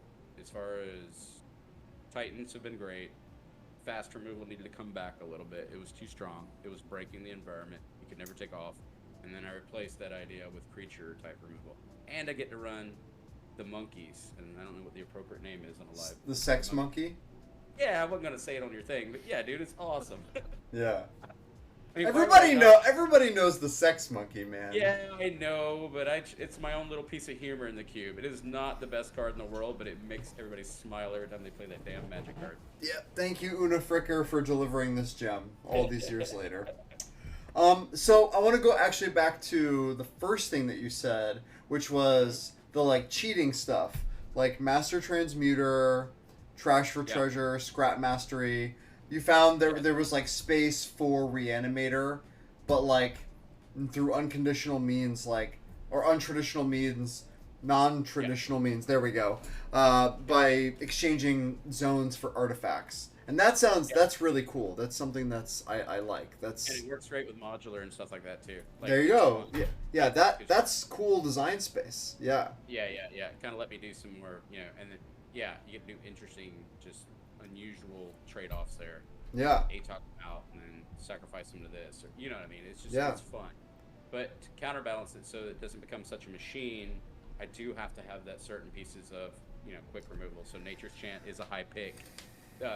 Cards that are usually a sideboard card and a lot of cubes, and it's for anybody that's listening right now when they go to CubeCon, it'll transition here where you're going to pay, you know, it's okay to play, you know, disenchant effects, naturalize effects. They are very powerful in this environment. Yeah. Card that is on my watch list on that subject too, and I am running it right now. I'm going to leave it in there as Pest Infestation. Yeah, card's very good. I know it's badass. I know it's going to crush someone, but you need to have Force Will on your hand on that side of the table. I got to leave something in here to deal with these things. They're out of control. Yeah. Anything to add to that? Yeah, there's no one going to argue that Pest the card is Infestation bonkers. is bananas. Yeah, card's bonkers. Yeah. I think Chill MTG did an amazing like little short film on that card. The card's busted. You don't even have to file for it. Just do the thing. You said the Titans are in there as well. Like and it goes back to any time I get to play cards, especially like semi-iconic cards. You know, cards that are, you know, really well known, right? All those Titans, like the Gear Hulks, if you will. People know what they are, right? People know what they do. But Yeah. How often do you play with them? You don't have You to have play with them. 5 of them. Yeah, so this is my version of Primetime and Sun Titan and whatever. I'm actually running a couple of these in my Metal Cube too. I'm not gonna lie to you. We're talking about Metal Cube, Noxus Gear Hulk, Verdeus Gear Hulk, or Verdeus Gear Hulk, and Combustible Gear Hulk are all metal as AF. So those 3 actually are the Titan cycle, and it actually breaks a rule that I traditionally follow, by the way, in my cube design. So I told you I do top down, I proliferate down, and then I kind of just start fleshing out the strategies I want in the cube. Another thing that I'm really intentional about, and I did break it, is I don't like to repeat cards in cubes, which is getting really hard with 6 of them at this point. It literally is. But like in my La Femme Fatale cube, which is all female art as far as the pictures and whatever the art I've chosen. Yeah. It's an easy walk for me to jump over to my horror cube and say, oh, well, I want this vampire, but I don't want them to feel samesies. And as Stu's talking about, My cubes are very mood oriented. Like, hey, what are you guys feeling tonight? You guys want to do some Arista Squirrels? Yeah, there's 4 of us. Let's go. Let's do some two-headed giant Arista Squirrels for no reason whatsoever. And then another time you'll come in, you guys want to be technical? Well, Powered Vintage Artifact Cube. Do you want to be just evil? Let's go straight up horror. You just want to play some Meshuggah? Let's, you see where I'm going with this. Absolutely. I've built them on tempo and mood of the people hanging out with us. Yes. And around their, how strong of a player they are, too.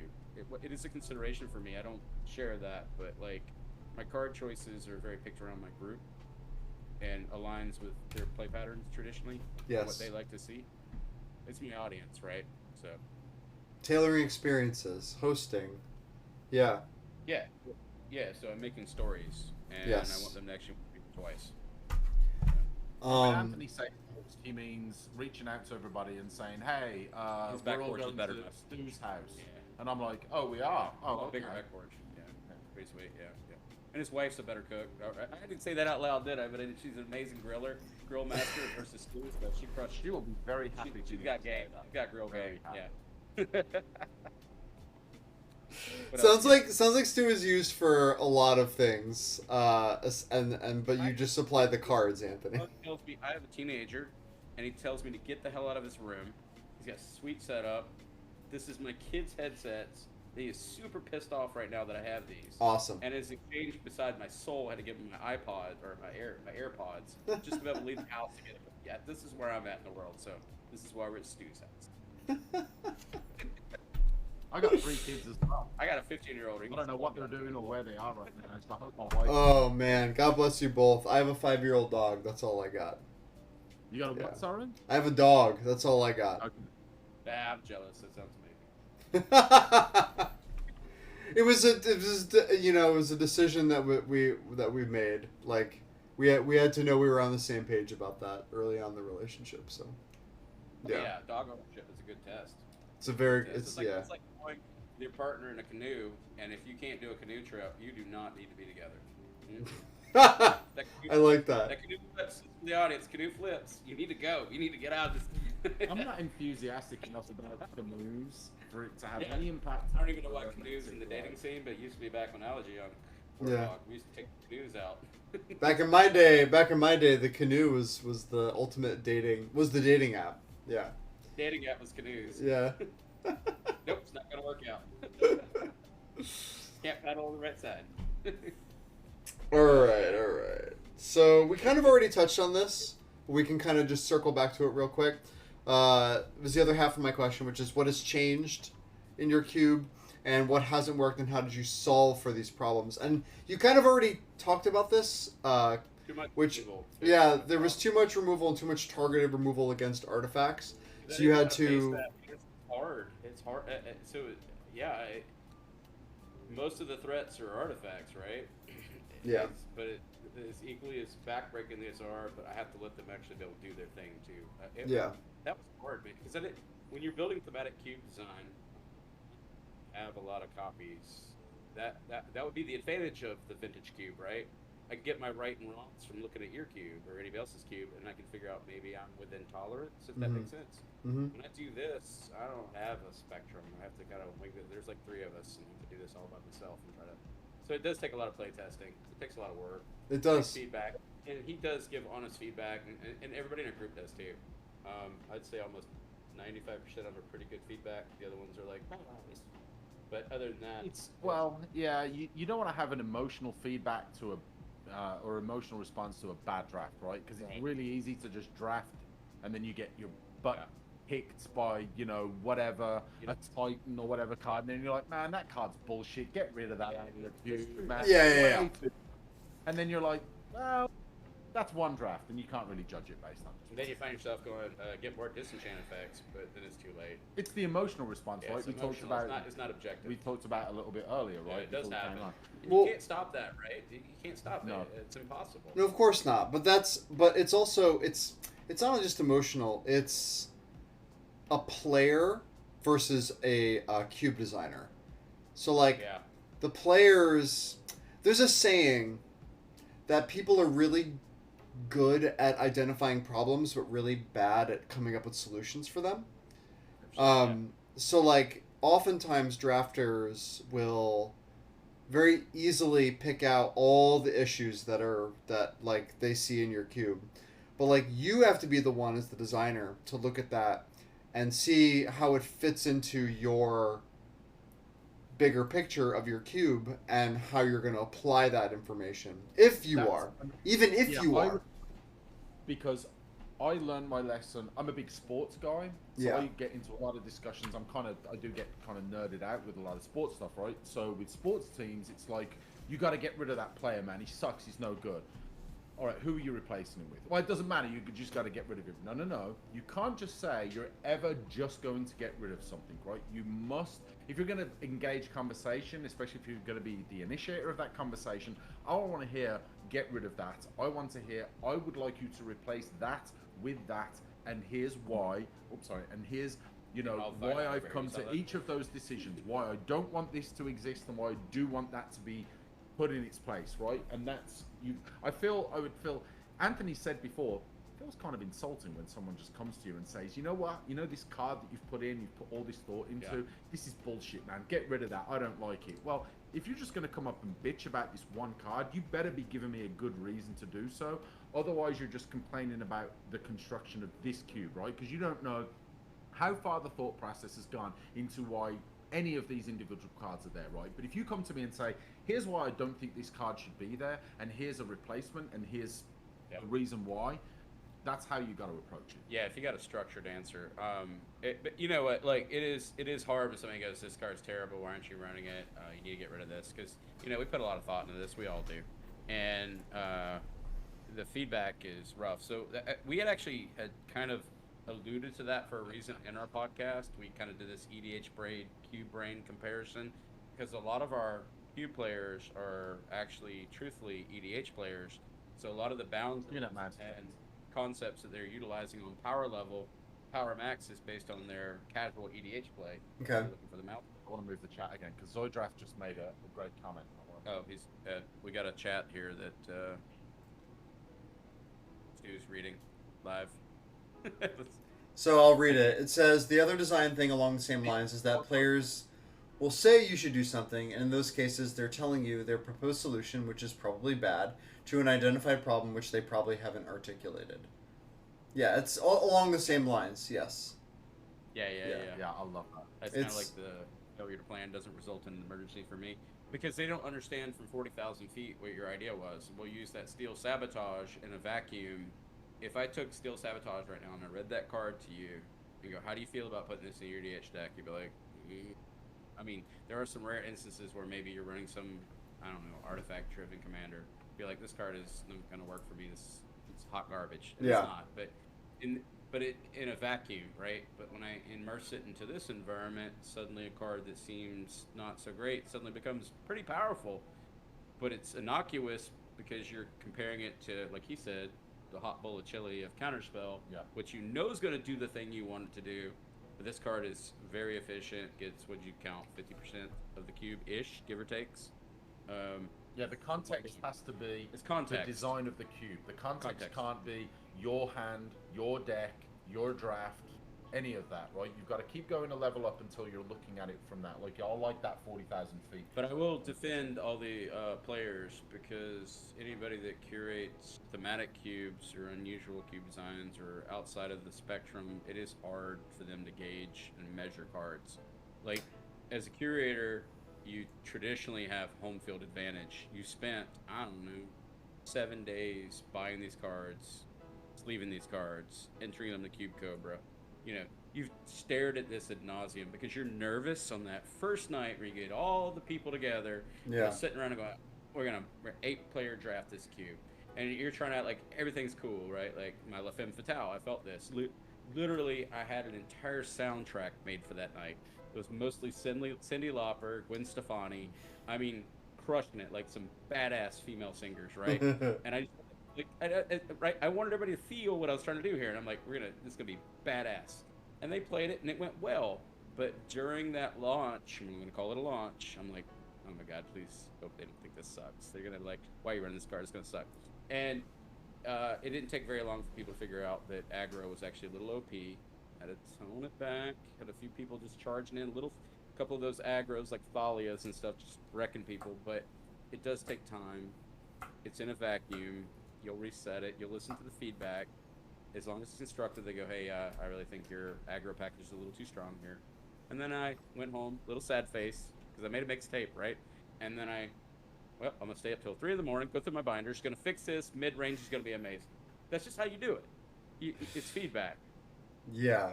And Nobody wants the baby to call, nobody wants the ugly baby, but they do exist, right? I mean, your baby's ugly? Yes, it is. All right, cool. All right, moving.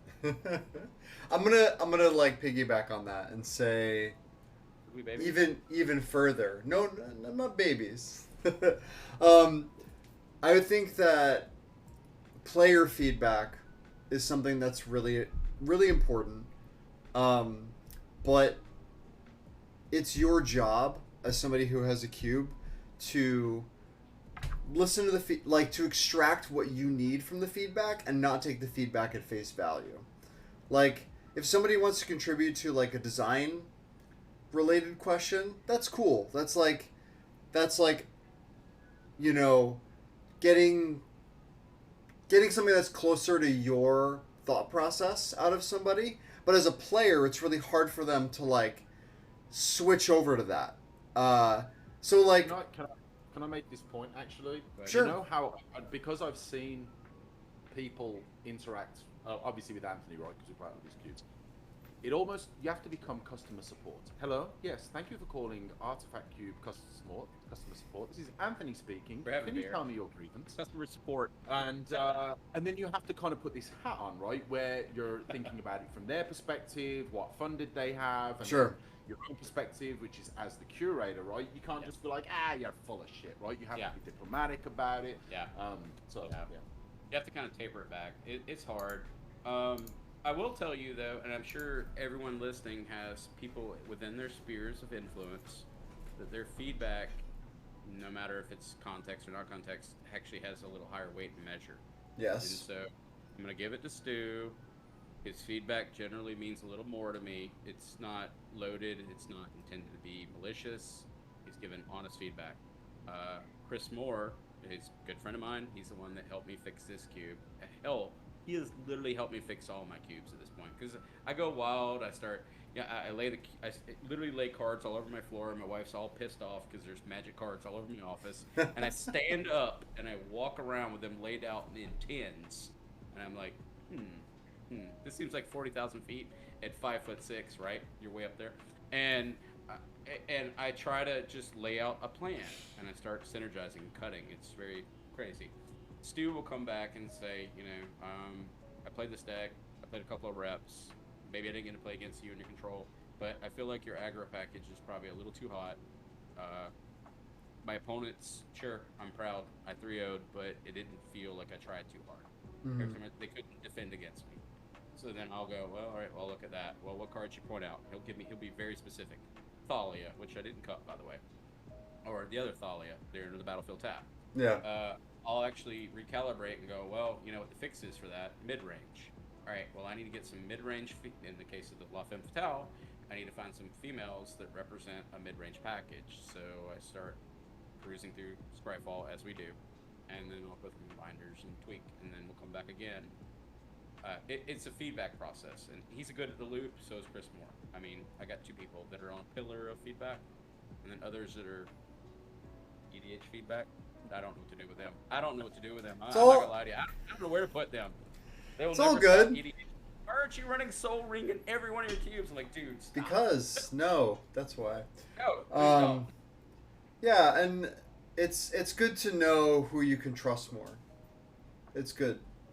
But yeah, like, I maintain my position. Players should you should rely on players for player feedback and apply that to your ideas. But like, letting players influence the main core ideas of your cube can make you kind of like pull apart what it is that you're building up, that you're working on. It's something you have to interpret as a cube designer. It's a very interesting process. Like, the ideation, feedback, and editing. It's like it's actually like the most fun part of Cube for me. Building cubes, I'm not as I think are fun, but like refining ideas is something that I find incredibly stimulating, personally. I was just thinking maybe we should do a survey, Monkey. What did you think about the Cube experience? 1 to 5, send it out to my players.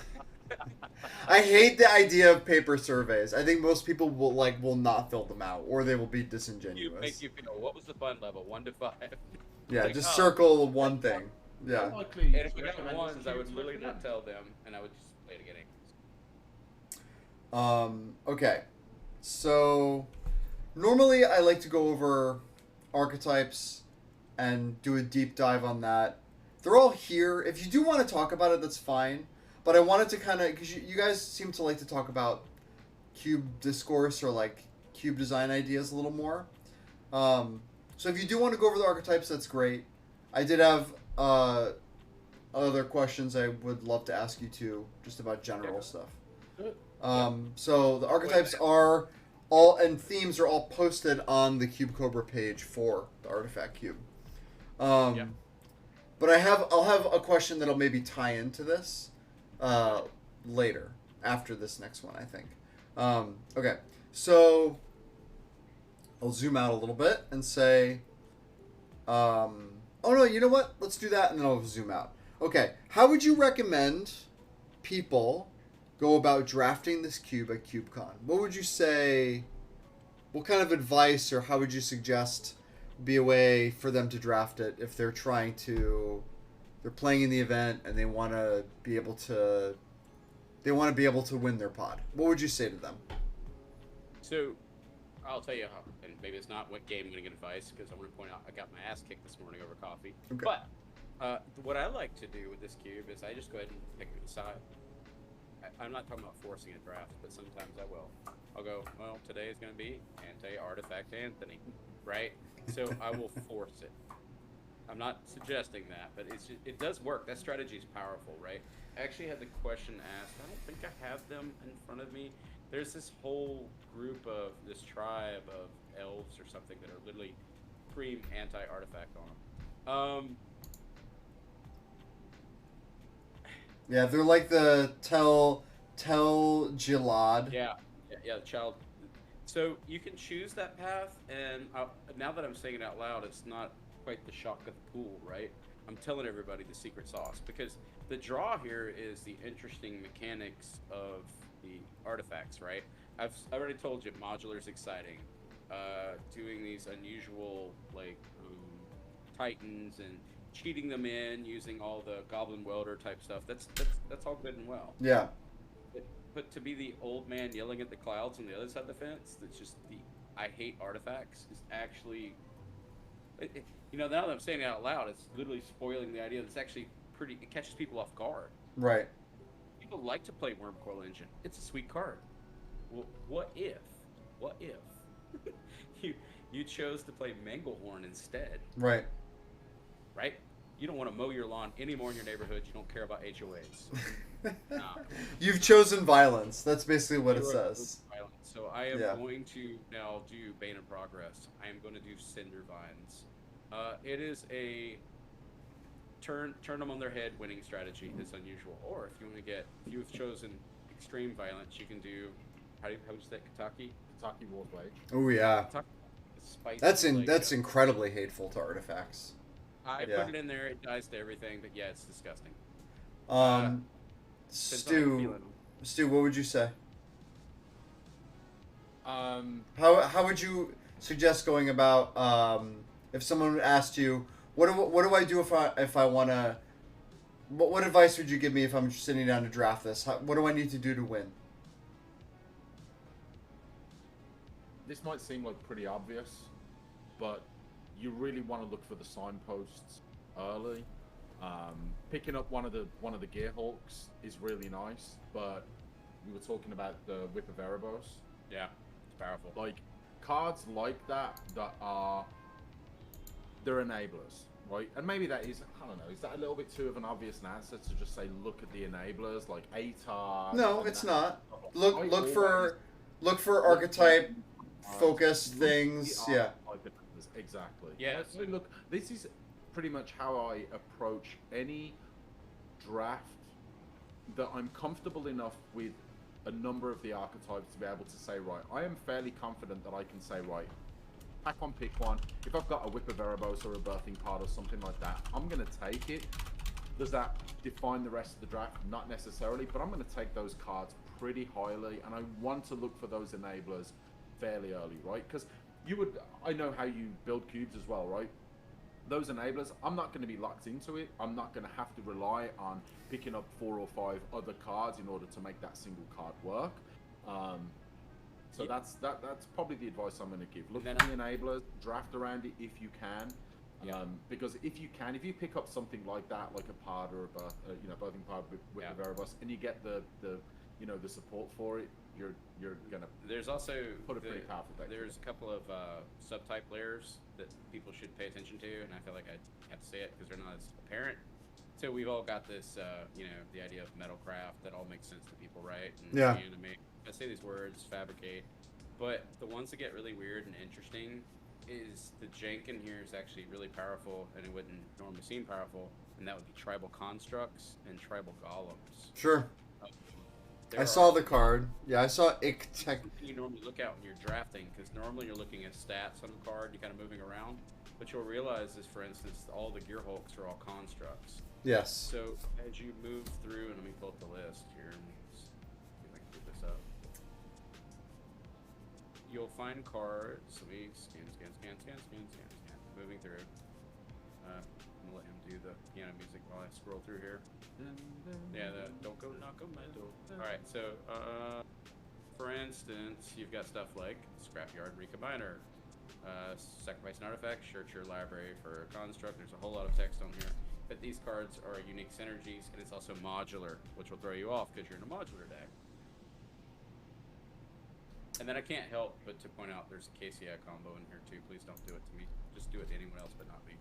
Yeah, for all the modern players that are looking back to the days when KCI was it's like in here. a really good deck, I don't understand that. Yeah, if you want to kill Stu with it, that's fine. Just please don't kill me. That's funny. Dan, the Devoid Cube also has KCI combo in it. Yeah, it's in here. It was unavoidable after a point. It's almost an expectation. And you know what? I haven't seen. Nobody's actually killed me with it yet. Because either they felt mercy or they were interested. I don't know. But it's never really come off as the combo so much as just a high synergy card to get some advanced mean. Right. I've actually pulled off this entire thing. So we shall see. There's a lot more drafters this time around. The odds someone's just going to flip their playmat because KCI kill them. Good. Higher. Yes. Okay, so it sounds like look for archetype defining cards. Yeah, look for the enablers. And power outliers and draft around those. Seems to be a good winning strategy, right? Yeah, read the actual creature type. It does play in a lot of these. It's unusual. Steel Overseer is a construct. That's a busted card. It is a very good card, yes. The Forge Master is a construct. You see where I'm going with this, right? Yeah. And Lodestone's a golem. So these cards are screaming, go get this card in different places. Yeah. Okay, cool. We have some questions from J-Bro, who's in the chat. He says, "Hey, bless up, stress down. Life is a beautiful struggle. Cube is the beautiful magic." Absolutely, J-Bro. What is the single best experience you each have had with the cube? I mean, can I say beating Stu and he'll say killing Yeah, me with it? absolutely. Okay, no, I'm just kidding. Beating each other. I'm trying to think. Like, so I've actually don't think I win to you a lot with this. You actually win a lot here. You beat me with this cube. You do. I'm doing that, by the way, as a deflection. So we're at CubeCon. He is way better than me. Just leave me alone. Oh, that's... Sounds like a scam. Sounds like a Tell your scam. threat. You have killed me with modular in this cube. A lot. You actually, I almost certainly, while we were at a local brewery, used this Arcbound Shikari. Am I wrong? You remember you built a modular deck at Oak City? totally crushed my soul with it. Because you were moving the little marbles, the dice, all over the table, and I couldn't keep up with It it. might have happened. Every time I drew a piece of Maybe that was it's the day that literally I something decided. else getting bigger. It's insane. Yeah, it was obnoxious. I'll make an exception. For me, Single best. Yeah, give me best you can think of right now. that's the best is getting beat by Stu with a modular deck at a local brewery. Beautiful. It was a lot of beer, so I don't know, but he definitely crushed me. I don't have any good stories. I lose a lot with this cube. I literally got killed this morning while drinking coffee by my brother who's 14 years younger than me. There's no way out for me. I built these things, guys. I can't play them. All right. All right, next question. What are you most looking forward to at CubeCon? The karaoke or the Reuben Cuban? The karaoke, man. Karaoke. I'm all about, 100%. yeah, he and I will just, you don't even know. We'll That's just do it. 3-0. We're That's on 90s R&B, by the way. Yep. Let's do it. Well, I do it. All right. I can also slay karaoke, so I crushed karaoke the other day. I love it. He's sick. a better singer, but I'll go. I mean, Good. I'm not All right. completely deaf. He's pretty good. Yeah. That's He okay. plays We- music, whereas I just sing Sounds better. like- Yeah, I sing better. Yeah. All right. Yeah. Next, I think that this might be this is the next question from J Bro. Who is the person you most want in the world to draft your cube? And then he gave examples of Larry David or Angelina Jolie. Brad Pitt, actually. You want Brad Pitt to draft your cube? That's hilarious. Yeah. He's way He would too know old. what he's doing. He literally knows these cubes from 1993 forward. He would have this complete understanding. I need age here. I'm sorry, I do. Like, if I show you this old card that does nothing, you're like, that's pretty sweet, right? Yeah, yeah. Shivan Dragon? Yeah, I like that. That's pretty Yeah. good. Sarah Angel? That seems like a decent card. That's what I'm looking for. What do you got? What do I want to draft you? Oh, I have a truthful answer. I'll give a real one. My son, he will not play Magic with me. I've been seeing all these Twitter feeds where everybody's like, "Oh man, best day ever! My kid played Magic with me." I have no inheritance from my cards. That would be an easy response. There'll be a fire But- sale at my house. You know what? That's a really good answer. I love that. I I have love a that. 7-year-old daughter and a 4-year-old, and they both sat with me right here for probably an hour today, and all they wanted to do was look at Magic cards. Wow. My oldest is like, I want to start learning this game, and I'm like, all right, we got some starter decks over there. We'll start cranking it out. Yeah, get those intro decks. Get them going. For your children. You can just look to me, and I'll make sure they get it. My wife's gonna sell my sweet little Pelican gun case that I keep my cards in. By looking, it's got deskins and all that. It's gonna end up in a garage sale someday, just like an attic basement sale. $25, weighs 15 pounds. Take it away from me. I don't want to deal with this anymore. Every card in here is bent and shiny. Let it Good. go. Great. $10. Wayne Gretzky, that's who I want. Wayne Gretzky, 99. Yeah. Didn't think about that. Yeah. I mean, if we're Yeah. doing that, then oh, that's not even fair. I mean, we're doing historical figures or what? I don't know. I mean, He's he gonna go wasn't with said my that kid, you man. can't. I love my kid. That would bring me joy. I mean, if we could, Yeah. you want someone like Da Vinci or Newton? Yeah, we're not doing that. No, they're too smart. They'll I just. don't want a mathematician playing my cube. Period. I'm sorry. Have a mathematician playing your No. Yeah, I mean, I'm a mathematician. Deal with it. I just Wait. Wayne Gretzky is a really good answer. Yeah. Yeah. Who in the world do you least want to draft your cube and why? Oh God. For Alex Bertoncini, I'll just throw that right out there. Oh, beautiful. Beautiful. I'm gonna go use the bathroom. Somebody said Jesus Christ. It's right there. Yes. Um, What was the name you said? Alex what? Bertoncini. He's like a really famous cheater. Yeah. Can we take a bio break? I need a bio break. Bertoncini. Bertoncini. Bio Yes. break. Cool. I vote yes. Never going. It's the most attractive Magic player ever. Thanks, Miles. Hello, Miles. I'm gonna go use the bathroom. I'll be right back. I know who Bertucci is. What was the green enchantment, something like that? Someone tell me in the chat. Cat, what was the where you have to go and get a colorless card? It's green. Anyone? Anyone got hardened scales or something like that? Green enchantment. Wayne Gretzky's an excellent answer, thank you. I love Haku. I considered wearing a Maple Leafs jersey to do this, to hang out today, but I'm not. Ancient Stirring. Was it Ancient Stirrings? Question mark?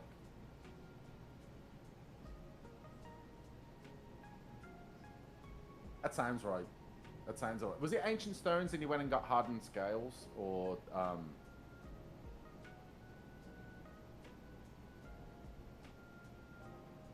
yeah, Reveal a Colors card. That sounds about right.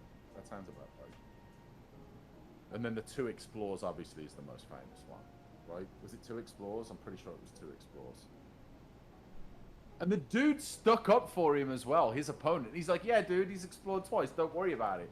It's like, that don't look right.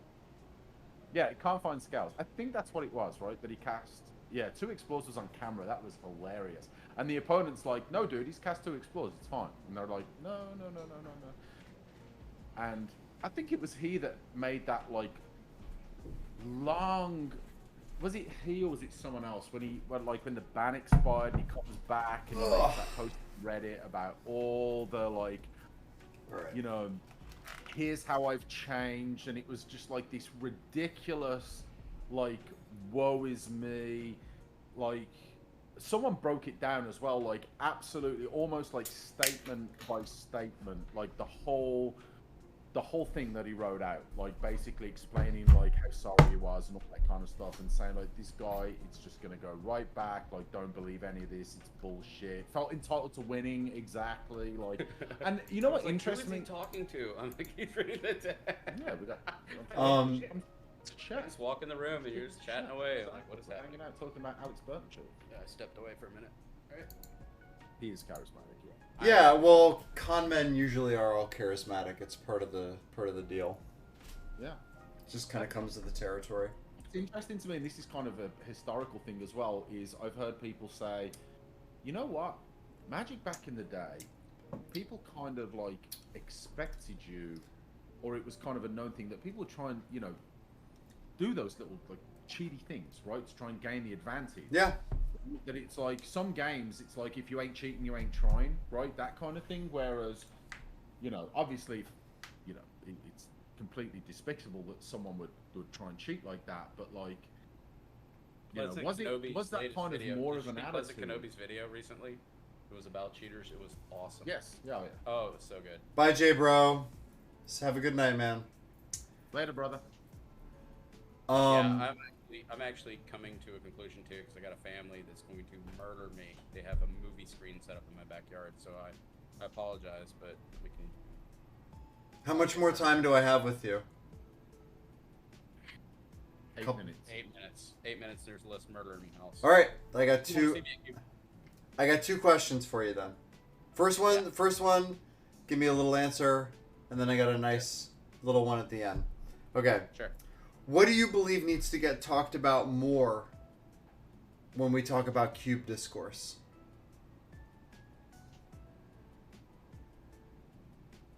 I like to know your context, your point of reference when you're referring to when you're saying discourses and they're giving you Like- feedback. That's No, in the greater cube community.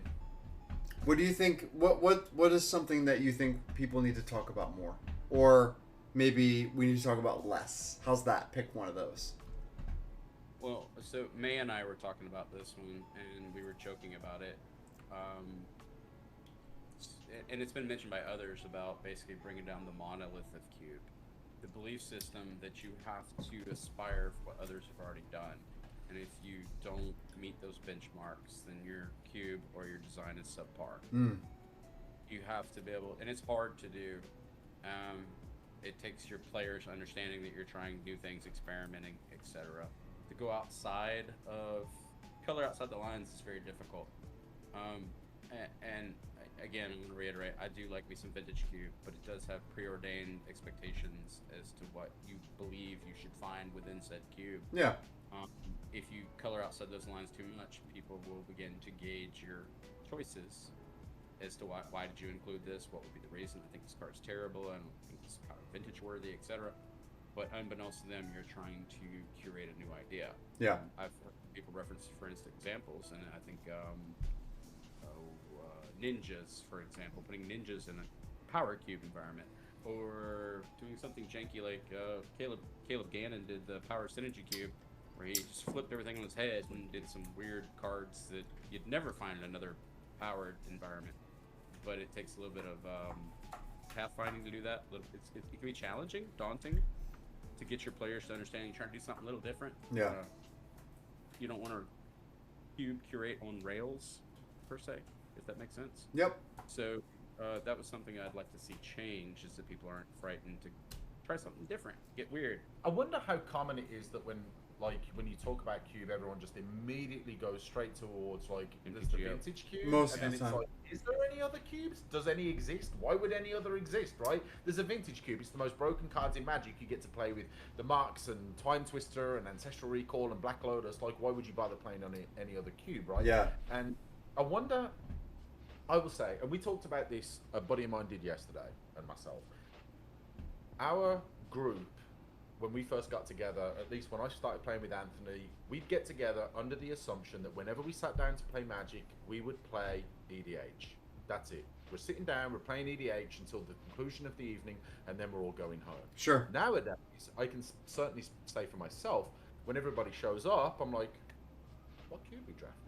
We drafting, There's a lot of them you now. know, because There's a lot. Yeah. having the choice is amazing, but that's where my mind is going, right? And there's become, I don't want to use fragmentation in a negative way, but there's those in our group that really don't care too much about playing the cube specifically. They would much prefer, right? They'll die on their sword. They want to play EDH, and that's where they'll go. Whereas for myself, and I would say I would agree that Anthony would feel the same way, we're kind of thinking cube first, right? If we've got time at the end of the evening to play a couple of Commander games, then sure, we'll do that. And I wonder how many people out there are thinking about, like, we could put together a Pauper cube for like $100, $200 plus sleeves. We could put together one of these thematic cubes, a small cube, a 180 cube, that will be perfect for if we've only got 4 people. Yeah. Throw together a inexpensive, quick to draft 180 cube, and now you've already got that. You got that bug inside people, right? Where they're like, man, the games are so different. I'm getting a new deck every time we play this. How awesome is this? Like, are people talking about this, or are they just happy to sit around and play Commander? Yeah, I just thought Right. about it. If you see me, I just roll up my head. I'm like going through, like, we have 14 cubes in our group of 8. It's dumb. It's actually become a whole different problem. We're Holy dealing with another shit. problem. And our problem that we're dealing with now is, I was just talking to my buddy Christian about it. He's like, but I updated my Bant cube. I'm like, I don't care. I just updated my Lands Matters package in my Power cube. And Chris is like, well, I've got a brand new Storm Synergy cube. I'm like, I don't give a shit. I just updated my. It's That's- happening. Yeah, it's a problem. Yeah. I wish I shared your problem, man. It's gonna happen. It's a real. Now we're all kind of like, all right, who's hosting? All right, Yeah. I guess first. Whose turn is it to bring the Yeah, cube it's- out?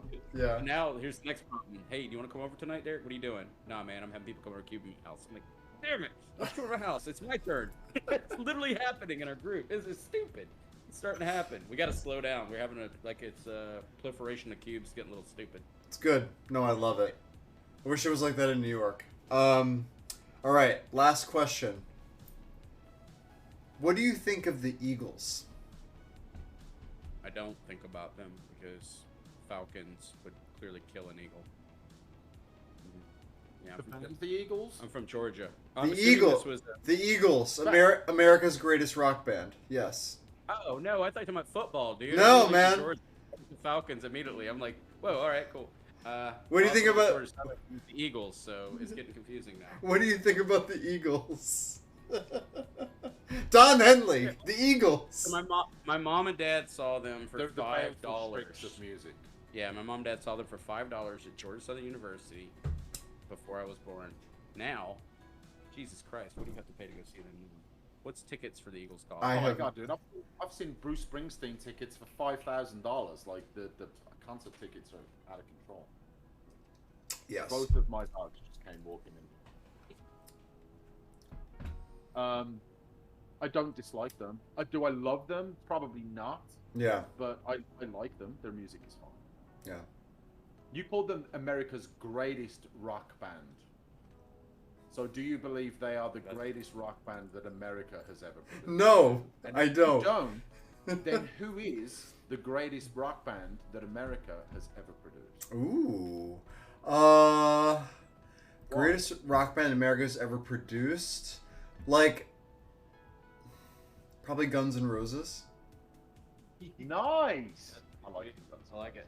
Like, both from like a catalog standpoint, but also just like their presence as like a band and like what they've like how much they've impacted the way that people like think about performative rock music. They're kind of like legends as people, you know? Yeah, they are, and that's a great perspective to have about. It's not just music, about anything, right? Number one, the quality of the body of their work, right? I'll tell you right now, I had Appetite for Destruction, Use Your Illusion 1 and 2 on in rotate for 10 hours a day when those albums were, well, I want to say like 90s? For Alice in Chains in a few days. I'm pretty hyped. I don't love lie. Alice in Chains. Yeah. I love Alice in Chains. Yeah, and I love the Foo Fighters too, Mile, but I don't like them anywhere nearly as enough as these other bands. Sorry. Yeah, I like the Foo Fighters. Sorry. I'm And a huge Breaking Benjamin fan. I don't know what that says about me, but I like Breaking Benjamin. I don't even know them. Me First, the Gimme Gimmes. I've heard of them. No. Yep, heard of them. Fast Punk. Yeah, pretty good. Yep. I'm all over the place. My music is super eclectic, dude. It's all good. I like a lot of different types of music. Yeah. Don't even try. Yeah, I'm all over the place. Yeah. Confuses my wife. I'll go from country. I'll literally go from George Strait to Jay-Z on the same set. She is so confused. I'm like, Perfect. Oh God, no, Metallica. She's like, what is happening right now? What is happening right now? Where are we? Yeah. Random. All right. I think Velvet it's Underground, great choice as well. they're one of my favorite bands. I would not. It's Traveling Great. Wilburys. Traveling Wilburys are It's the insane. greatest group of all time. It's a super group. Super group, Roy yeah. Orbison, I mean, if we're George doing it- Harris. doing it. Ooh. I mean, you wanted to know who was the best. I just gave it to you right there. What is the name of that group again? Traveling Wilburys. Wilburys, yeah, it was George Harrison, Roy Yeah. Roy Orbison, Bob Dylan. Just died. Oh God, it was in my head too. It wasn't Frampton. It was Roy Orbison, Bob Dylan, George Harrison. and he just died. The other guy. It's suddenly slipping in the moon and it's gonna kill me. Oh, yeah, Free Falling. Tom Petty. Tom Tom Petty. Petty. Was Right. it? Was it Tom? Yep, I'm in the murder, death, kill zone now. So I love you, mean it, but I gotta go. 'Cause Okay. I got a family movie that my Let's wife call wants it to see. then. Yeah. Let's Yeah, call I got it a then. family. I got family over, so I got to go watch a movie. They're waiting in the backyard with a bonfire. That sounds like a really good thing to do right now. So Yeah, yeah. let's Oh, guys, call this it. is wonderful. I'm looking forward to this at CubeCon. I truly am. It's gonna be fun, but yeah, it's gonna be All right. exciting. All right, guys. Thank you. Thank you both very, very, very, very Thank much. you. Thank you for having us on. It's nice. We haven't done. This is exciting. Thank you. Yeah, we haven't done anything like this. I appreciate it. Other than that, Happy Cubing. Happy Cuban.